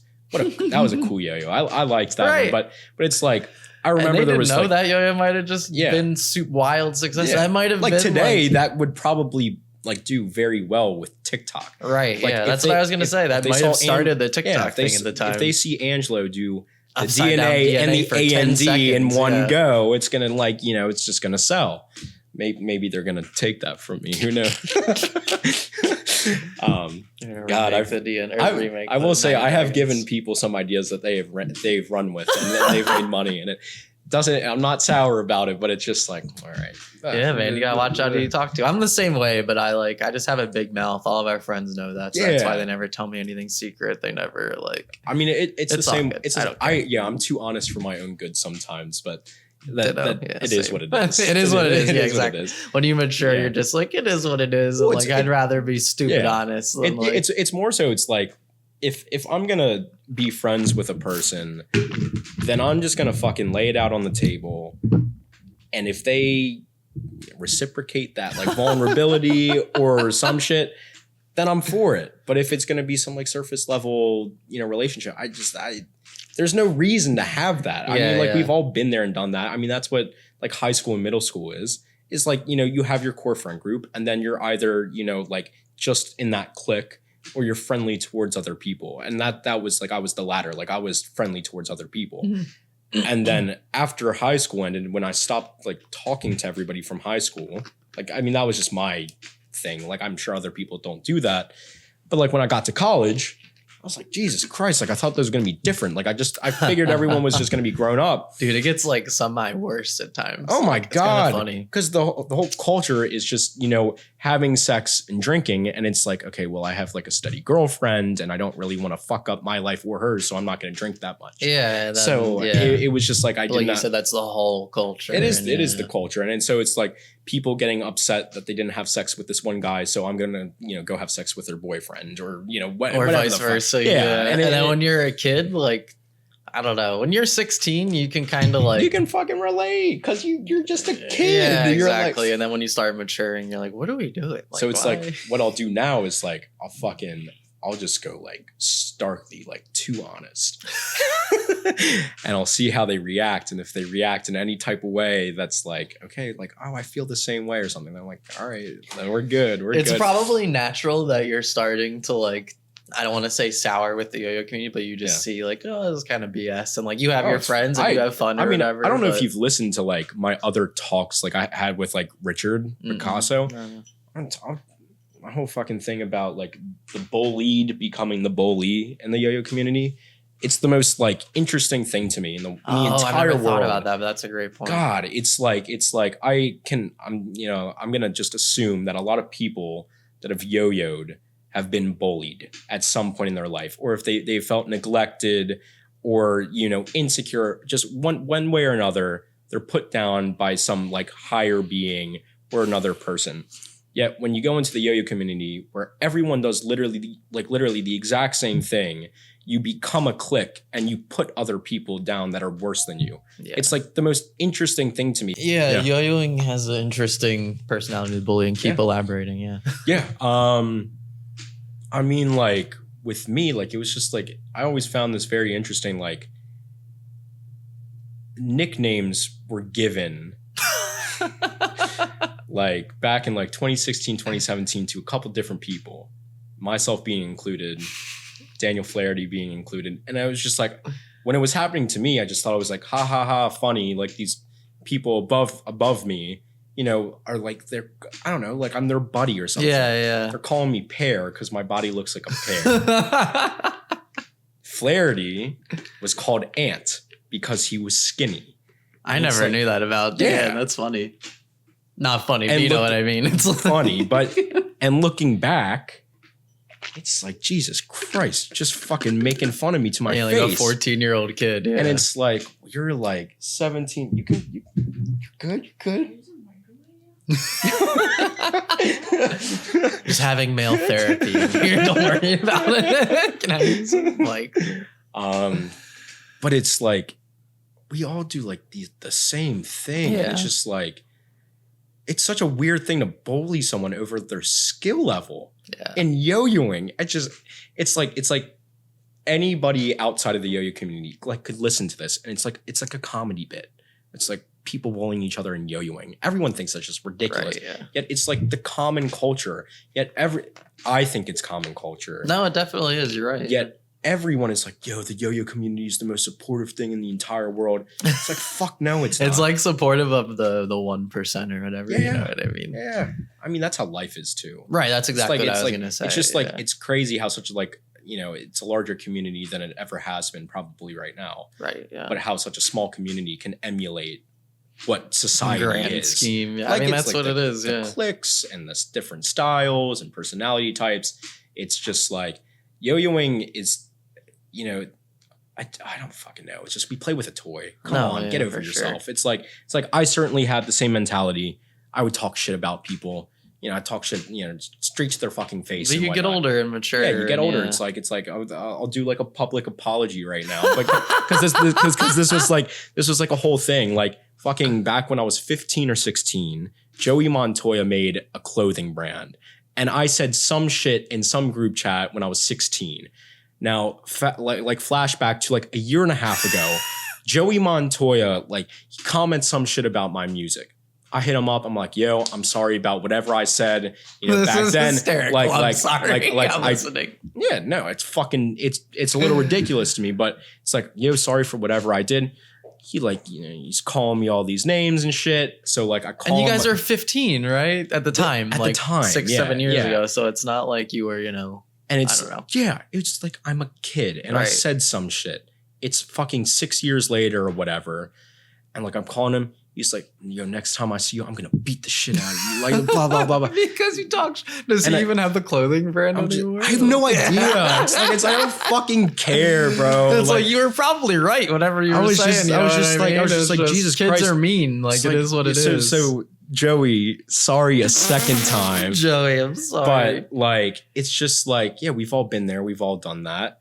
And, you know, I don't think you're really ever like a lot of, it's just shocking to me that like the people at the top do this. It's funny I had to have this conversation with a lot of younger kids on my team that were just all like ribbing each other. You know what I mean? Like making fun of each other. And I'm just like, guys, like this isn't healthy. Like I know that you guys all go to high school and it is what it is, but just like, and everyone like behind the scenes is going to have differences with one another, but like keep it there. Like don't like come to one another. And like, cause we're on the internet and no one thinks about the repercussions. You just can type whatever you want to on a keyboard and then you're, you know, that's all it was. Someone like, who you're really good friends with. But no, like you're totally right. Like it's because it's all on the internet. It's so very, people are desensitized to it. Try and talk like the other funny thing. So I didn't mean to interrupt. No, go ahead.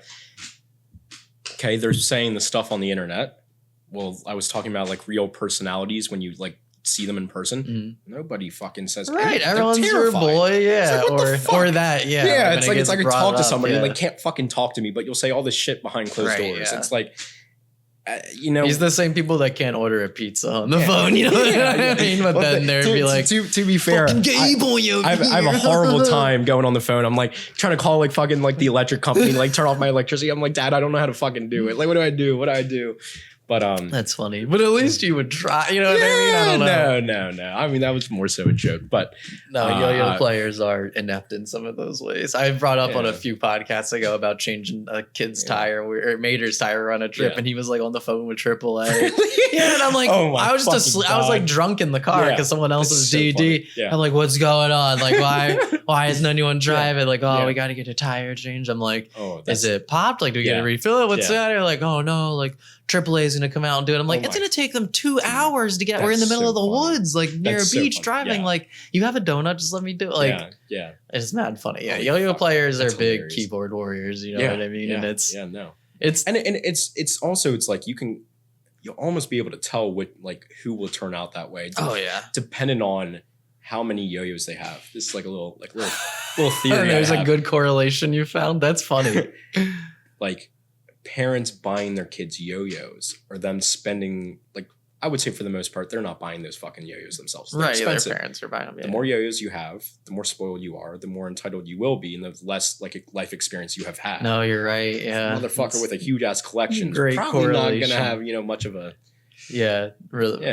experiences to draw from, and like, fuck, if I have bills to pay, I'm not gonna buy a yo-yo. Yeah. You know, I mean, when I was like 16, I was definitely like very argumentative on the forums with everyone. You know what I mean? Because that's how it is on the internet. Like you just are Keyboard warrior is like the 100%. worst word, but also the best word for it, where it's just like you're going to war with everyone on the internet over nothing. You know what I mean? But I remember like doing this for like a year straight, where I was arguing with Zamstrom like almost every day on the Yoyo Nation for about nothing, like literally about nothing. Just like whatever he would say, I would disagree, and like we would just go back and forth. And it was like one day I was like, why am I doing this? Like I'm literally wasting my life. Like, and it was after like 8 or 10 months, I was just like, I'm not. This is so bad. Like, why? This is pointless. And as soon as I did it, like I got exponentially happier. Like my clout within the community rose. Like I'm like, not like anyone was against me before then, but it was kind of like, oh, that kid has like a lot of negative connotations surrounding him. You put this like persona out, and it's like not really you. I mean, that's the whole thing about growing up. It's like you become like argumentative and whatnot, and you're just gonna like push bullshit because it's like defiance against your parents or, you know, the system. I mean, it's like a lot of yo-yoers never like get out of that mindset of being defiant. I mean, like that's what yo-yoing is to like a lot of people. It's like this defiance, like fuck it, I don't want to get a job. Like I'm gonna yo-yo, and it's like finding that balance and like understanding. It's like nobody's as special as they think they are. Like we can all be like fucking narcissistic and whatnot, and I definitely have my traits. But like, I understand that there's other stuff I have to do. You gotta rein it in. Yo-yoing is so enabling of that, because like, if you're really good, people are just like further encouraging you. Like, oh, dude, you're the fucking best. Like, all you have to do is yo-yo, and it's like you said, like no, there's now so many other things. The only time, except for Gentry, you know, because Gentry was like the poster child of yo-yo. Like, Yo-Yo Factory like made him or helped him to become sculpt, what he is, and thus he's had like the opportunities he's had. Apart from him, now is like the only time in yo-yo that anyone could ever like make a career off of it. Right, like unless you're doing like shows or something outside of the actual industry, you know what I mean? Like you got to be making yo-yos, you got to be doing something that provides value. You can't just be a yo-yo player. And it's even like these people with 3 million followers or like getting 100,000 views. It's some crazy number of like people over 100,000 subscribers on YouTube or Instagram. And it's like in the hundreds of thousands of people that have 100,000. It's like, what metric are you using to make you popular? Like there was like this viral like TikTok of this TikTok creator who had 1 million, you know, followers on TikTok and did a meet and greet, and nobody showed up. No one was it's there. Like who's really popular now? It's like that oversaturation. So it's like maybe I'm like completely wrong, and it's like really not going to lead anywhere for anybody. I mean, it's just like it's a platform, you know what I mean? It's what you do with it. Like, I mean, yo-yo is cool. Yo-yo should be on TV. Like MTV could pick this shit up in a fucking minute, and people would watch it. Yeah, it's all about what you do with it, and like I don't know. It's funny that you mentioned MTV, because at one time they wanted to do like a little series about me and Gentry at Nationals. They were like a bunch of executives like called and were interviewing Gentry, and I knew from like other media like what they would want to do, and like from MTV it's like, okay, they want like an anti-villain, an anti-hero, and like people who can play these different archetypes. And I like knew that, so I'm like, all right, cool. Like I'm gonna approach him about this, and I know exactly what to do and how to pitch it to him. And like it was. I think it was Nationals 2019, and like that was the year Gentry won Worlds. And like he was very against it because he knew how they were gonna paint him, and I'm like, I think we may have talked about it one time, him and I, but it was just like, oh man, like this could be a really good opportunity for us. Like this could be big for yo-yo. But like he kind of knew like the narrative they were gonna spin about it, and like he didn't want that, and I totally understood it. Like at first I was very. Not like upset at Gentry, but just upset like, oh, like I wish that yo-yo players. It's more so just an opportunity that is not going to be like realized. Right. But then afterwards, I'm like, yo, Gentry worked like so hard to get his title. You know what I mean? So like, I understand why he wants to like withhold that creative direction of where it's going, and not someone else being like, all right, like you're the like the stereotypical tall blonde kid. Yeah, exactly. Like whatever they could do to throw him under the bus. And it's like, I get that. But yeah, man, yo-yoers are, it's peculiar. It's I'm glad that you talked about it a lot during the interview, but I was going to say earlier, like you know, I think that there's a great correlation with you becoming more mature and successful in life and finding your happiness within yo-yo, and you thinking and realizing how like weird yo-yoers are and how like weird the community is, because it is like when you're and there's nothing wrong with like the more time you fucking weird. No, it's welcoming, but it attracts a certain type of person. You know what I mean? And like that's. It definitely does. And there's like outliers, and there's gonna be outliers in like any group. I think I'm definitely like more well adjusted than a lot of people in the community. I always try to think about this just where like type of person yo-yo attracts, because like I'll get the most random DMs from people that just start yo-yoing and it'll be the same type of people, and I'm like, how does it attract this type of person that just like I don't know, what were you gonna say? I'm sorry for interrupting. Oh no, you're not interrupting. Kind of going to that point, it's like you can. There are definitely like stereotypes within like any community, like kendama, like there's definitely a specific look of that kind of player or that attitude of like a kendama player. Same deal with like BMX or yo-yo or skating. It's like the culture, and it's just like fucking Cambridge Analytica got one thing right, and that there is probably 36 like personality types, and yo-yoers are definitely one of those personality types. I mean, why is everyone in the fucking yo-yo community minus like 2 people liberal? You know, it's like we all have this like certain That's amount. a great point. I never thought about that. It's like this certain amount of like agreeableness, and like there's like these 5 traits that like. Do you listen to Jordan Peterson at all? No. fucking love Jordan Peterson. Peterson like talks about these like 5 different traits that most everyone has, and it's like on a scale of 1 to 10, how agreeable you are, how defiant you are, just different like metrics of like what can be like analyze across like different like areas that people live in different countries and different types. Like what can we boil it down to that makes a person a person? And so I would like argue that like within these 5 metrics, yo-yoers probably hit the same ticks in the same places, just like anyone else in other community. It's like you see crossover with like kendama and yo-yo like a lot more now than ever. And so it's like, well, those 2 communities probably have like the same like values instilled as a kid, or the same temperament as a kid or some shit. It's like that with fucking anything. Liberal versus, Republican. That's a great point about yo-yoers and kendama players though. And it's like on some levels they are very similar, but then other levels they're different. Yeah, it's like trying to get like yo-yoing integrated into like BMX and skating with what NFK does and whatnot. It's like I see the appeal there, but I just don't think the temperament's the same. Yo-yoers like we're defiant, but in like the most like in line way. Yeah. We're defiant because we play with a fucking toy. Right, yeah. A skateboarder is defiant because it's like fuck the police. Like I'm gonna go to damaging property. Yeah. It's like that temperament. It's not the same. Not to say that there's not similarities between the 2, but it's going to be hard to find that middle ground in yo-yoing and that attracts certain types of people in itself. But yo-yoers are definitely like they're typey. Definitely typey. Yeah. There's nothing wrong with that. Like literally, and it's nothing against like individuality of like any single person, because we all are like individual, and there are outliers.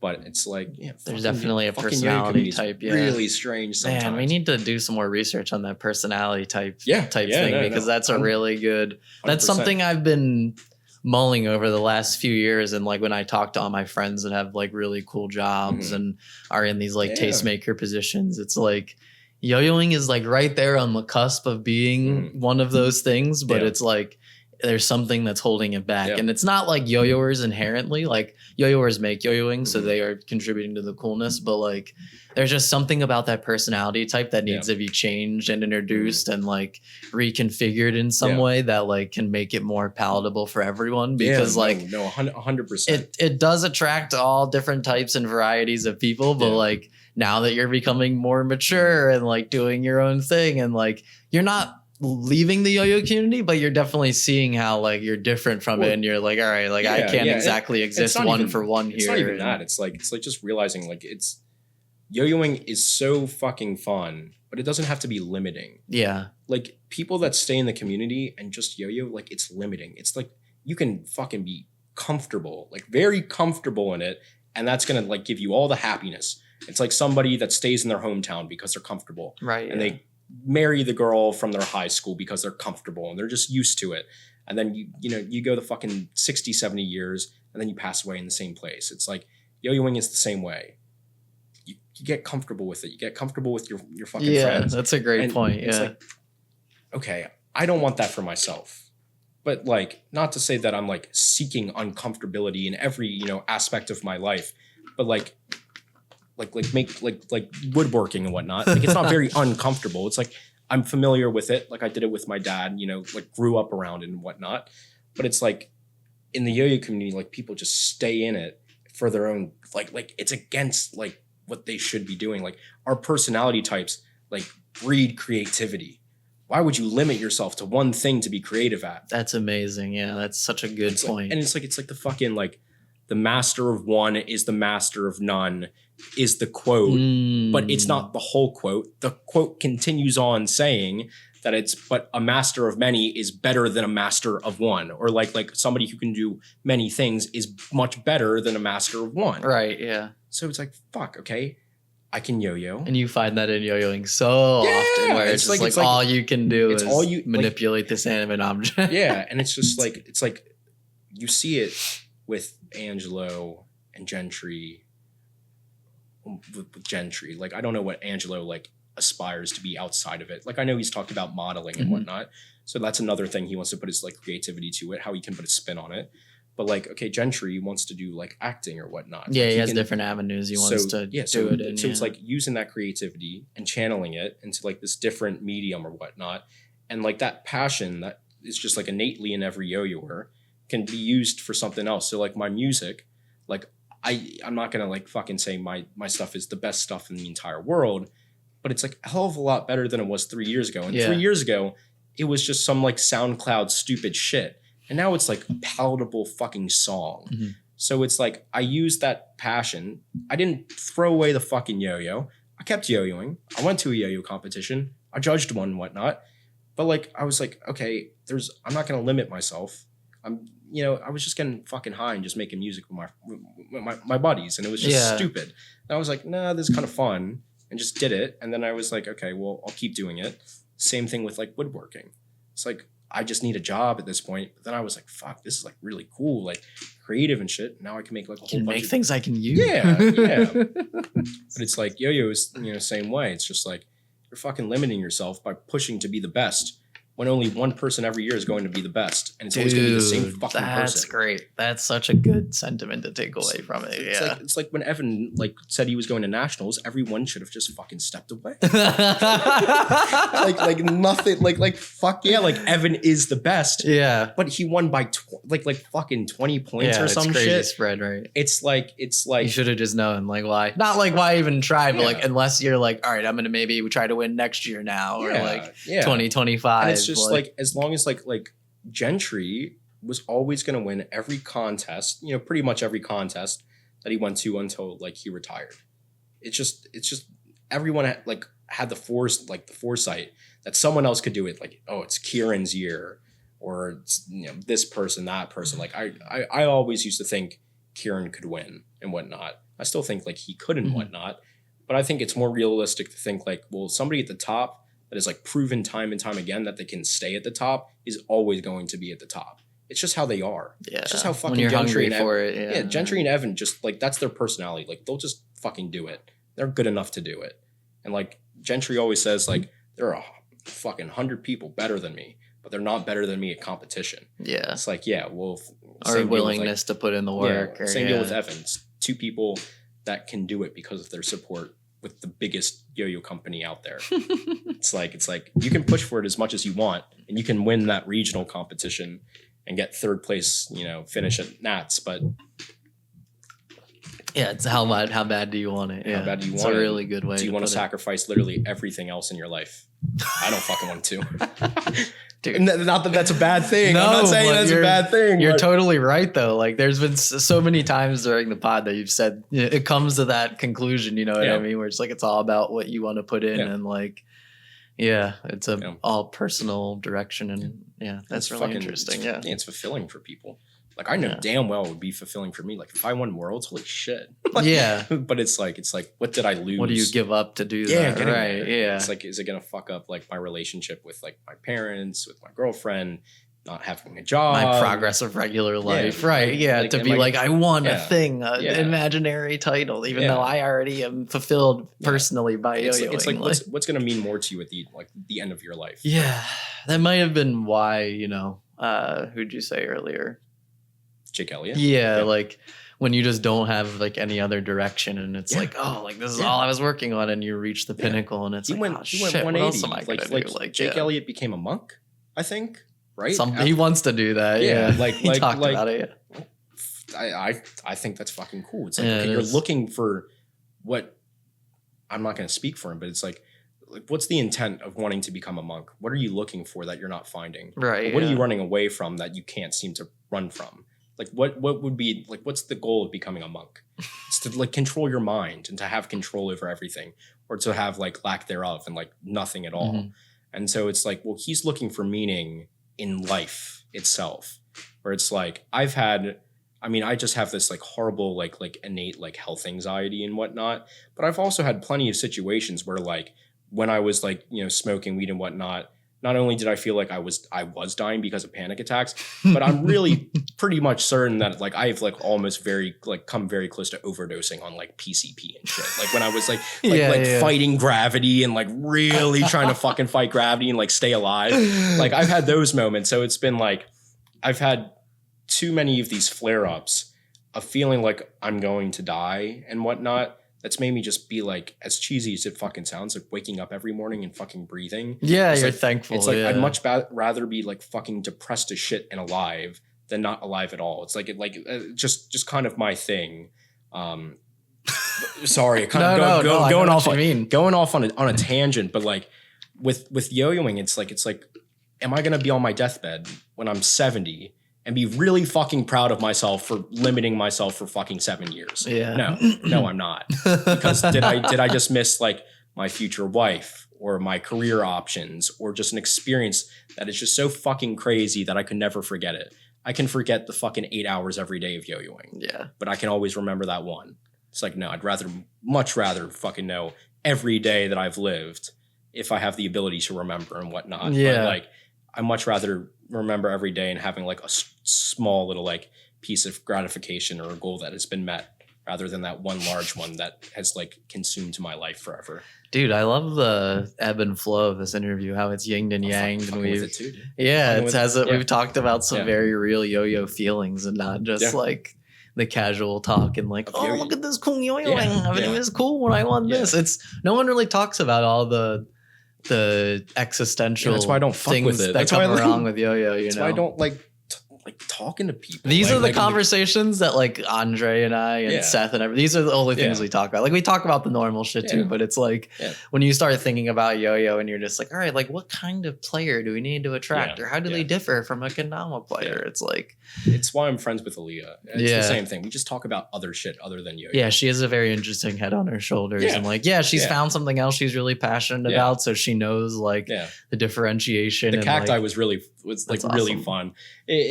Every time we saw like a big fucking cactus or some shit. I didn't even think about that. Can I get a picture with it? It was so I didn't even fucking think funny. about that out in Arizona. We were learning a whole bunch of shit about cacti. There's like crazy laws out there in Arizona that like prevent you from fucking with them. She was talking about like well, I don't actually know if she was talking about like fucking like taking like a cutting of one of them, but she definitely wanted to. She should have. And there's laws against it and all this shit. She's like a true whatever the word for being a cactus researcher is. Like she's definitely. She showed me the Facebook groups and all that. I'm like, I had no idea this was even a thing. Like 90% of people don't know, yo-yo is a thing and whatnot. Yeah, I bet especially with like in the future once like psychedelic drugs become a little more lax for everyone and like they start using them for psychology and stuff like peyote and all the psychedelic plants and stuff that are happening, like it's going to be really valuable to have that kind of knowledge and like 100% knowing how to do everything she does. There's that I mean the fucking I'll tell you after the podcast. There's a whole bunch of funny stories about people doing drugs. No, she's rad. Do you have anything else you want to cover? I think this is a good time. Is there anything else I want to cover? We'll have to do another one that's more Caribou Lodge and yo-yo. I mean, we can focused. like I don't know how long. It's all good. This is like 2.5 hours long. Yeah. Probably been doing it for a long time. Is there anything? Not really. I mean, I love yo-yoing. Yeah, it's been good. I like that this is like regular conversation about yo-yo and not like super strict. Because if it was just your timeline, it would have been like 45 minutes of like I started yo-yoing and then I got a Caribou Lodge and then now I'm here and great. Like yo-yoing's fun. Like I want to yo-yo with you a little bit after this. Like watch some tricks or some shit. Put on some music and just like kind of watch it. Like, but no, fucking. Thank you for having me on. Like I was just like fucking around when I like DM'd you. I was like, where's my episode? I was just like fucking around. No, I love you're like, let's do it. I was like, anyone who wants to do it, I'm very down. Because you'd be surprised the amount of people that are like not against it, but they're just like uncomfortable with talking on camera and like uncomfortable with conversating long form about. I mean, I was talking to Imogen. I was like, I'm fucking nervous. And then you got here, and I was like, nah. Like, it's hard. Why am I nervous? Yeah, we're friends, so. Yeah. But I think it's you're talking about feelings and things and like you're just like it's hard to be vulnerable. It's weird for people to talk. Yeah. What's up, Charlie? Big cat, right? Big cat. But oh no, I mean I don't really have much other stuff to say. No, this was great, man. Thank you so much. Yeah, no, thank you. Awesome. Cool. Yeah, thank you guys so much for listening. Peace.